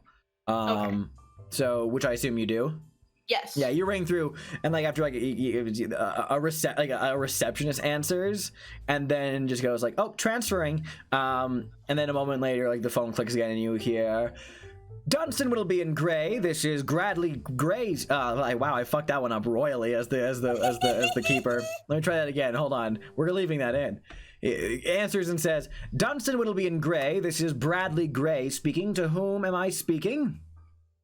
Hi, my name is Sybil Cordova. I am an old, friend of Erica Carlisle, and I was hoping to get into contact with her. Is that right? I see. Might I ask cursory over the phone, what is it you're looking to meet with Miss Carlisle for? Oh, I just thought we would just catch up as friends. I will be in the area tomorrow afternoon. Of course. We grew up together after all. It's been some time Tell you what, Miss Cordova, was it? Yes. Tell you what, why don't you come by my office? I abhor to do these things over the phone, but why don't you come have a chat over at Dunstan Middleby and Gray, and I'll see about potentially setting up a meeting with you and Miss Carlisle. Does that sound all right to you? That sounds perfectly amicable. Wonderful. Thank you Why don't you? Of course. Why don't you stop by? Oh, you caught me on a rather good day. My things are a little not busy at the moment. Why don't you come by after lunch at your leisure, Miss Cordova, and we can arrange a meeting, a sit down. If you're going to be in the area tomorrow, well, I'll see what I can do. But I would love to meet you face to face. I handle Miss Carlisle's affairs, so I would love to discuss this matter more personally. He gives you the address of the law firm. All right, sounds good. I'll be there after lunch. Thank you so much. You have a lovely day. Mm-hmm. But I gotta go down to a lawyer's place. Bro, if it's, I think I want to navigate this Erica Carlisle business first before we get over to your meeting with Aaron, if that's all right. That is fine. Cool. Great. Sybil, do you go alone, or are you bringing someone with you? No, she brings James. You bring James. Right, of course. Please, Sybil doesn't get to go alone anywhere anymore. Not allowed. She's lost the privilege. Please, she's like, I'm gonna go down to this lawyer. No. Cool, I'm coming with you. Okay, that's fine. Yeah, sorry, I'm just double checking something real quick. Mason drinking a glass of water, sitting right next to them on the bed. You guys going somewhere? We're going Yeah, to we're the law gonna firm. talk to a lawyer. I hate you. Oh, talking to a lawyer, huh? That sounds neat. Giving you a penalty die for the rest of the game. You mind if I okay. come around?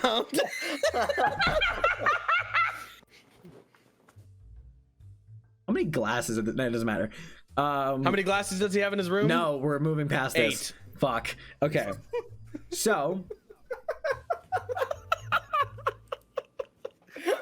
the opposite, the law firm of Dunstan, Whittleby and Gray is at West 57th Street in Manhattan. Not terribly far from the plaza either, so it's actually a quick little jaunt after lunch. And at this point, Sunil runs off to go make his appointment as well. Yeah, when you show up, you actually you meet Bradley Gray, this slender, slightly like foppish white guy with this like dark, wavy hair that's starting to gray at the temples a little bit. Let me throw his picture up into the chat, or into the game, I should say. He flashes this brilliantly white smile. And his otherwise like very fine features are kind of marred by these firmly set worry marks, worry lines around his eyes and mouth. And he says, "You must be Miss Cordova. Pleasure to make your acquaintance. Is this the Mr. Cordova?" Like reaches to shake James's hand. It is the Mr. Cordova. Mr. O'Connell, nice to meet you. Bradley Gray, pleasure to make your acquaintance. The both of you. Please have a seat. Can I interest you in a drink? We have various soda waters, of course. This is 100% a dry establishment, so like they just like they have like waters and seltzer drinks. Sybil's just like, oh, of course. Did you think that they meant alcohol, or did you just like want a drink? Yeah. Please, Sybil will take basically anything offered to her at any time. Soda water's still nice. That's fine. He procures you guys a drink each, kind of like, hands one to James, hands one to Sybil, gives you like both kind of like a touch on the arm, and he says, "Hey, please have a seat out here," and he like sits against the corner of his desk in a very kind of like urbanely charming way. Just goes, "So you said you're an old friend of Miss Carlyle. You grew up together, is that right?" Correct. We ran in similar circles. Oh, Cordova, I knew your name sounded familiar. It's been a time, but you are just as lovely as I remember hearing about Miss Cordova. Oh, thank you. Thank you very much. Of course. The styles you choose are simply fantastic. I am a fan. Well, look, you simply let's just. Forgive me, the phones, they are not my preferred method of communication. Understand. Yes. Listen, what's the point? What's the point in not saying things in person? Go face-to-face contact. Of course. I haven't made myself where I am today from being conversational over phone lines. That's simply like, he I'll say this without like, he kind of strays into over familiarity sometimes, and this happens to both you and James. Like, this is not just like targeted towards you, Sybil. Like he habitually like touches like arms like when he's talking to like you. Sometimes like reaches over, like touches a knee, but never like it's like it's never like a solicitous manner. It's just just sort of, he's just very familiar, just sort of exactly. But it's never like he's like touching your leg to be like, "Yes, what can you do for me, Miss?" No, he just like there would be an immediate issue. Yeah. Yes, he goes, "Well, so remind me, if that's all right with you, Miss Cordova, you just wish to have a talk with, just catch up with an old Yes, friend, just is that catch up right? with an old friend. Ah, indeed. I see. Of course. Well, I'm sure you understand. Miss Carlyle is, terribly busy these days. What with managing both the fortune and the firms, various companies thereof, which... It does make sense. Of course. You look like you want to say something, Kristen. What's up? I'm trying to decide if I should be like, listen, it's a little more important than just a sit down, just something to convince Erica Carlisle that it's worth taking the time to do. It's been some time, and I thought we might discuss old times. Perhaps her brother. It's been a while, and He kind of nods. Miss Carlyle does not like discussing the tragic matters of her late brother Roger. I I'm know. sure you understand. But memories are a different story, I'd say. Times before all that. memories, of course, yes, memories of the late Roger Carlyle. Yes. I'm trying to just. I will have you actually take your pick here from what you've said, Sybil, unless James, you want to cut anything else. You can either give me a persuade or a credit rating roll, unless James wants to take a different tactic here. No, see, he was just gonna try to help convince. Yeah, okay. I'd say, yeah, with the angle you're going here, you can give me a persuade or a credit roll, depending on what you want to do.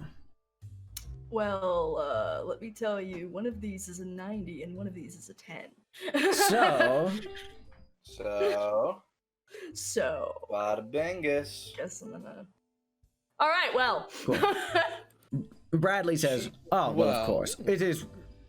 Who am I to get in the way of two old friends reuniting? Well, tell you what, Miss Cordova, I will wrap up my affairs here at the office. I will get in touch with Miss Carlyle on your behalf, and I will see what she's available for, and I will happily... You said you're going to be up in Westchester tomorrow? Yes, correct. Sure, of course. I will happily... where are you located? Is there a place I can reach you to inform you of... we're at the plaza. Just, Of course. Well, I'll tell you, I will call the plaza tonight at the latest, and I will let you know what Miss Carlyle has had to say. I should hope she can make time for old friends, but understandably, she is very busy. All right. Well, Miss Cordova, I apologize, O'Connell, Mr. It was a pleasure meeting the both of you. I will see what I can do. I'm sure Miss Carlyle could use a distraction of old friends.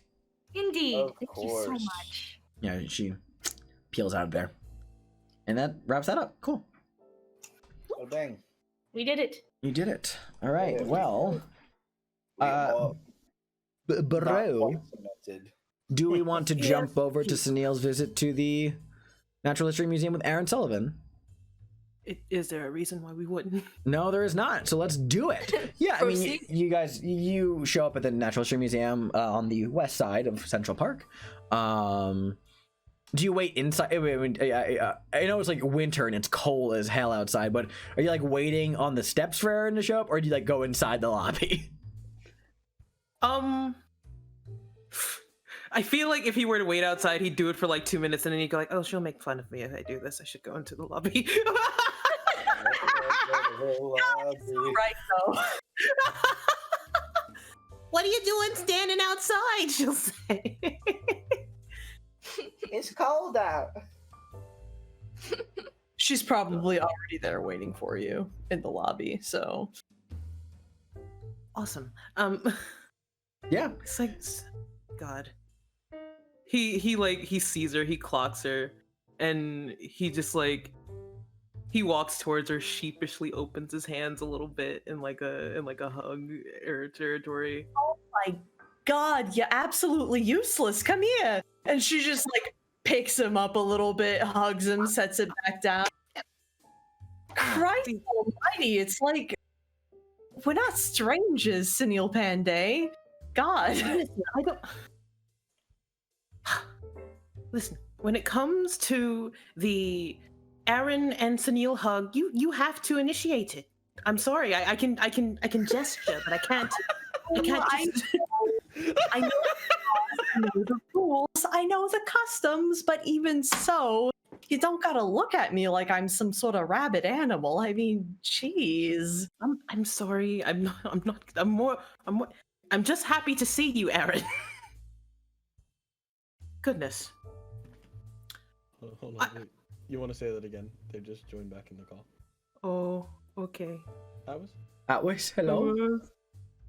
I can't believe Aaron Sullivan hecking died in the middle of the night. I'm so sorry. I clicked in the wrong spot. You're okay. You're okay.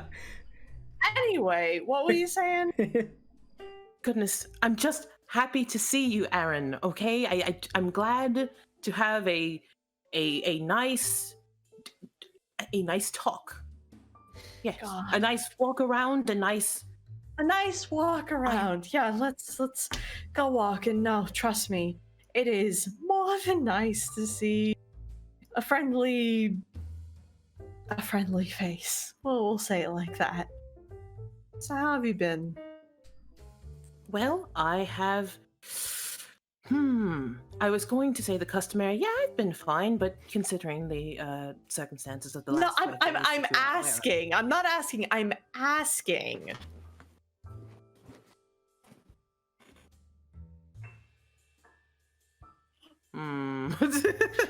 No. He takes a moment. He's just like,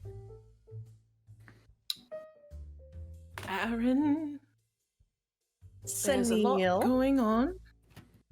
Yeah, no, Yes, there- no. She looks around. No shit. there- I'm relatively put together. I'm relatively put together. I'm just dealing with the situation, and it's tiring. This is the first break I've really gotten, so you know. God, and it's been what? Now that I think, I mean, you came in on what, the 15th, assuming you weren't delayed. So it's been 5 days. It's been 5 days. God.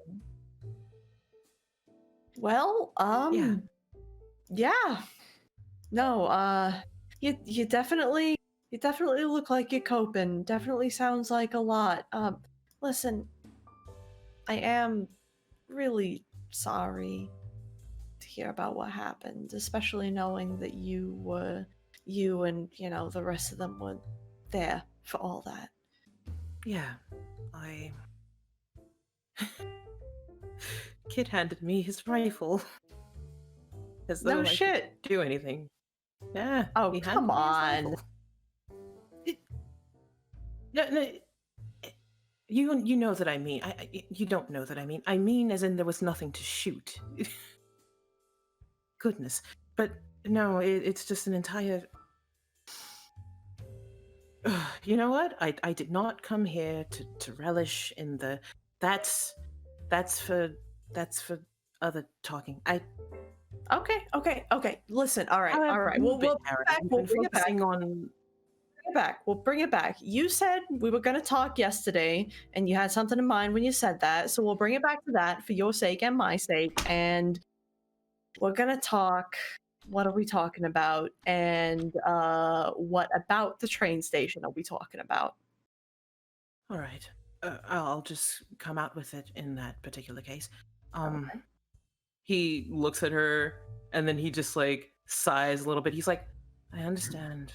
Trust me, I really understand. We've talked about this.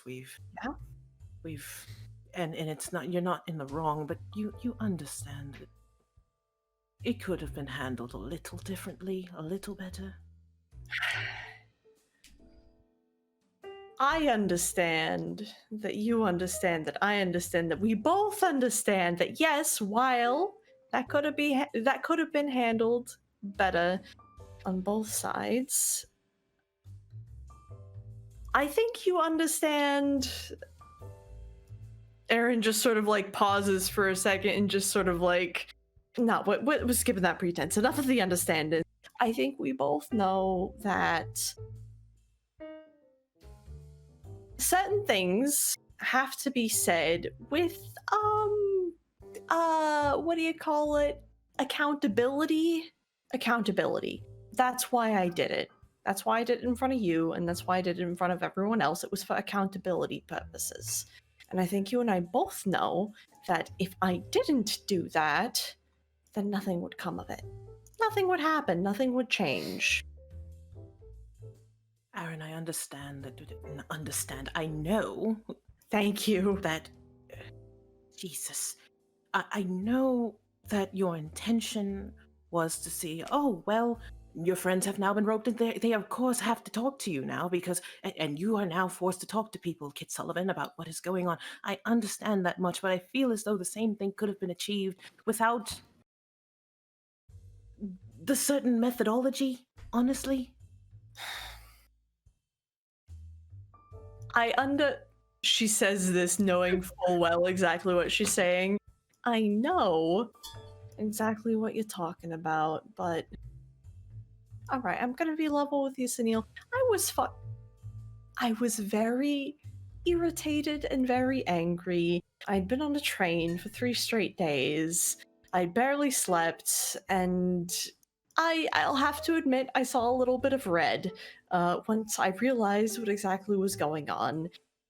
Yeah, I didn't handle it in the best way. I know that.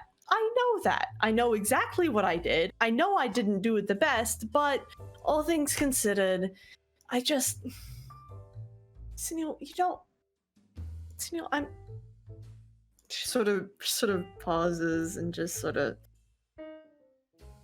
Listen, I know you, but the rest of them, you know, I've heard stories. I've heard you talk about them. I heard Kit talk about them, but just hearing them. See, my brother is a human being. Yeah. He's not some infallible sort of person. You know, he's not this, you know, just perfect leader or officer or whatever else. He's a human being, and that's what pissed me off. You got me? I got you. The entire situation, looking at it and looking at it from what you're seeing, and etc. I'm sorry. I'm not mad at you. it's a lot. It's a lot for you to be dealing with, and trust me, occasionally I do wonder if sometimes Kit gets put into situations that he is expected to be something that he really shouldn't have to be, and I know it's something that he thinks about, but it's just that, trust me when I say that they're his friends first, and that they mean well. Okay. And that it's I understand. I Please, please know that at this point, every time one of them says, "I understand," You understand. All right. We both know that you understand. this has become a conversational meme between the two, and they will put it behind their minds for later. You get it. You get it. I get it. We both get it. We both get. That's the gist of this conversation.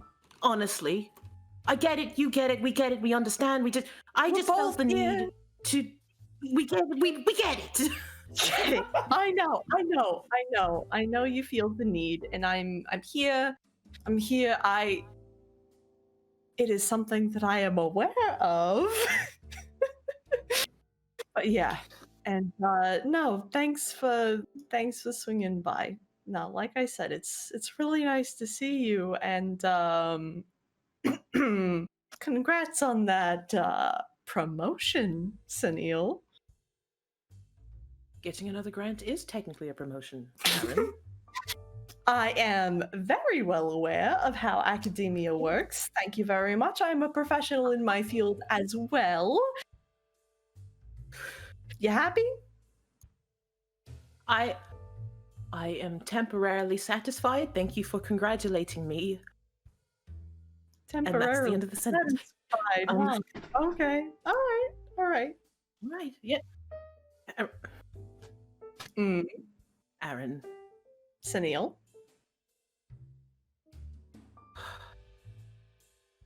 I'm going to... This might feel like a segue in conversation, but I am going to talk to Kit about maybe going to see your mother. No, you mentioned, and I know you're good for it, and Kit mentioned it. I was listening, and, you know... No, it would still be it'd still be much appreciated, and I'm not saying that I talked you up a little bit, but, you know, I might have, you know, here, there, every once in a while. Thank you very much. You're welcome. Oh, goodness, yes, I just... Well, we are at the point where I feel as though all of the typical business has been covered, and I would honestly just... I really want to see the dinosaur bones. That is what I came here to see, aside from you. That is the secondary thing on my list. So if you would like to, peruse at this point, we did come to a museum. We did come to the museum, and let's go peruse the paleontological specimens, or however else. Anyway... You know, we discovered something called a velociraptor 2 years ago. Well... actually, I had no idea, so if you'll be so kind, I know I said that I would be the tour guide, but you're the knowledgeable one here, Mr. I have a grant, and so on and so forth, so tell me more. I do have a grant. Thank you very much. And just pretend like Sunil Yes. like mouthed off about dinosaurs for the next Yeah, the two of you have a wonderful time going through the Natural History Museum, much to the fury of the people who are also around you. Get to hear the two of you talking about things. Great. Real quick before we get to the end here, is the rest of the day spent chilling? Unless there's anything else anyone else wanted to handle? Or is it most of a... We've checked off the boxes, now we just have to wait to go to Westchester tomorrow? Pretty much. Gotcha. Cool. So, Sybil, in your case, later, you actually get a phone call back from Bradley Gray, who tells you, Miss Cordova, I reached out to Erica, and she would love if you could come up to her Westchester estate tomorrow, late afternoon for tea, possibly. You're muted, Kristen. Bada bing. Bada bing. Sounds wonderful. I'll bring my husband. Delightful, delightful. And we look forward to seeing you. And hangs up. So with that in mind, tomorrow upon the morning, the lot of you who are going are going to make a trip up to Westchester County for a visit to Erica Carlisle and to old Sparky's house. So until next week, we're going to end there for now. We'll be here same time, same place for our 2020 finale, and then we'll be back in the new year. So we'll see you guys next week as we continue to unravel this mystery and open further doors of intrigue. Until then, my friends, Cthulhu Fatagan.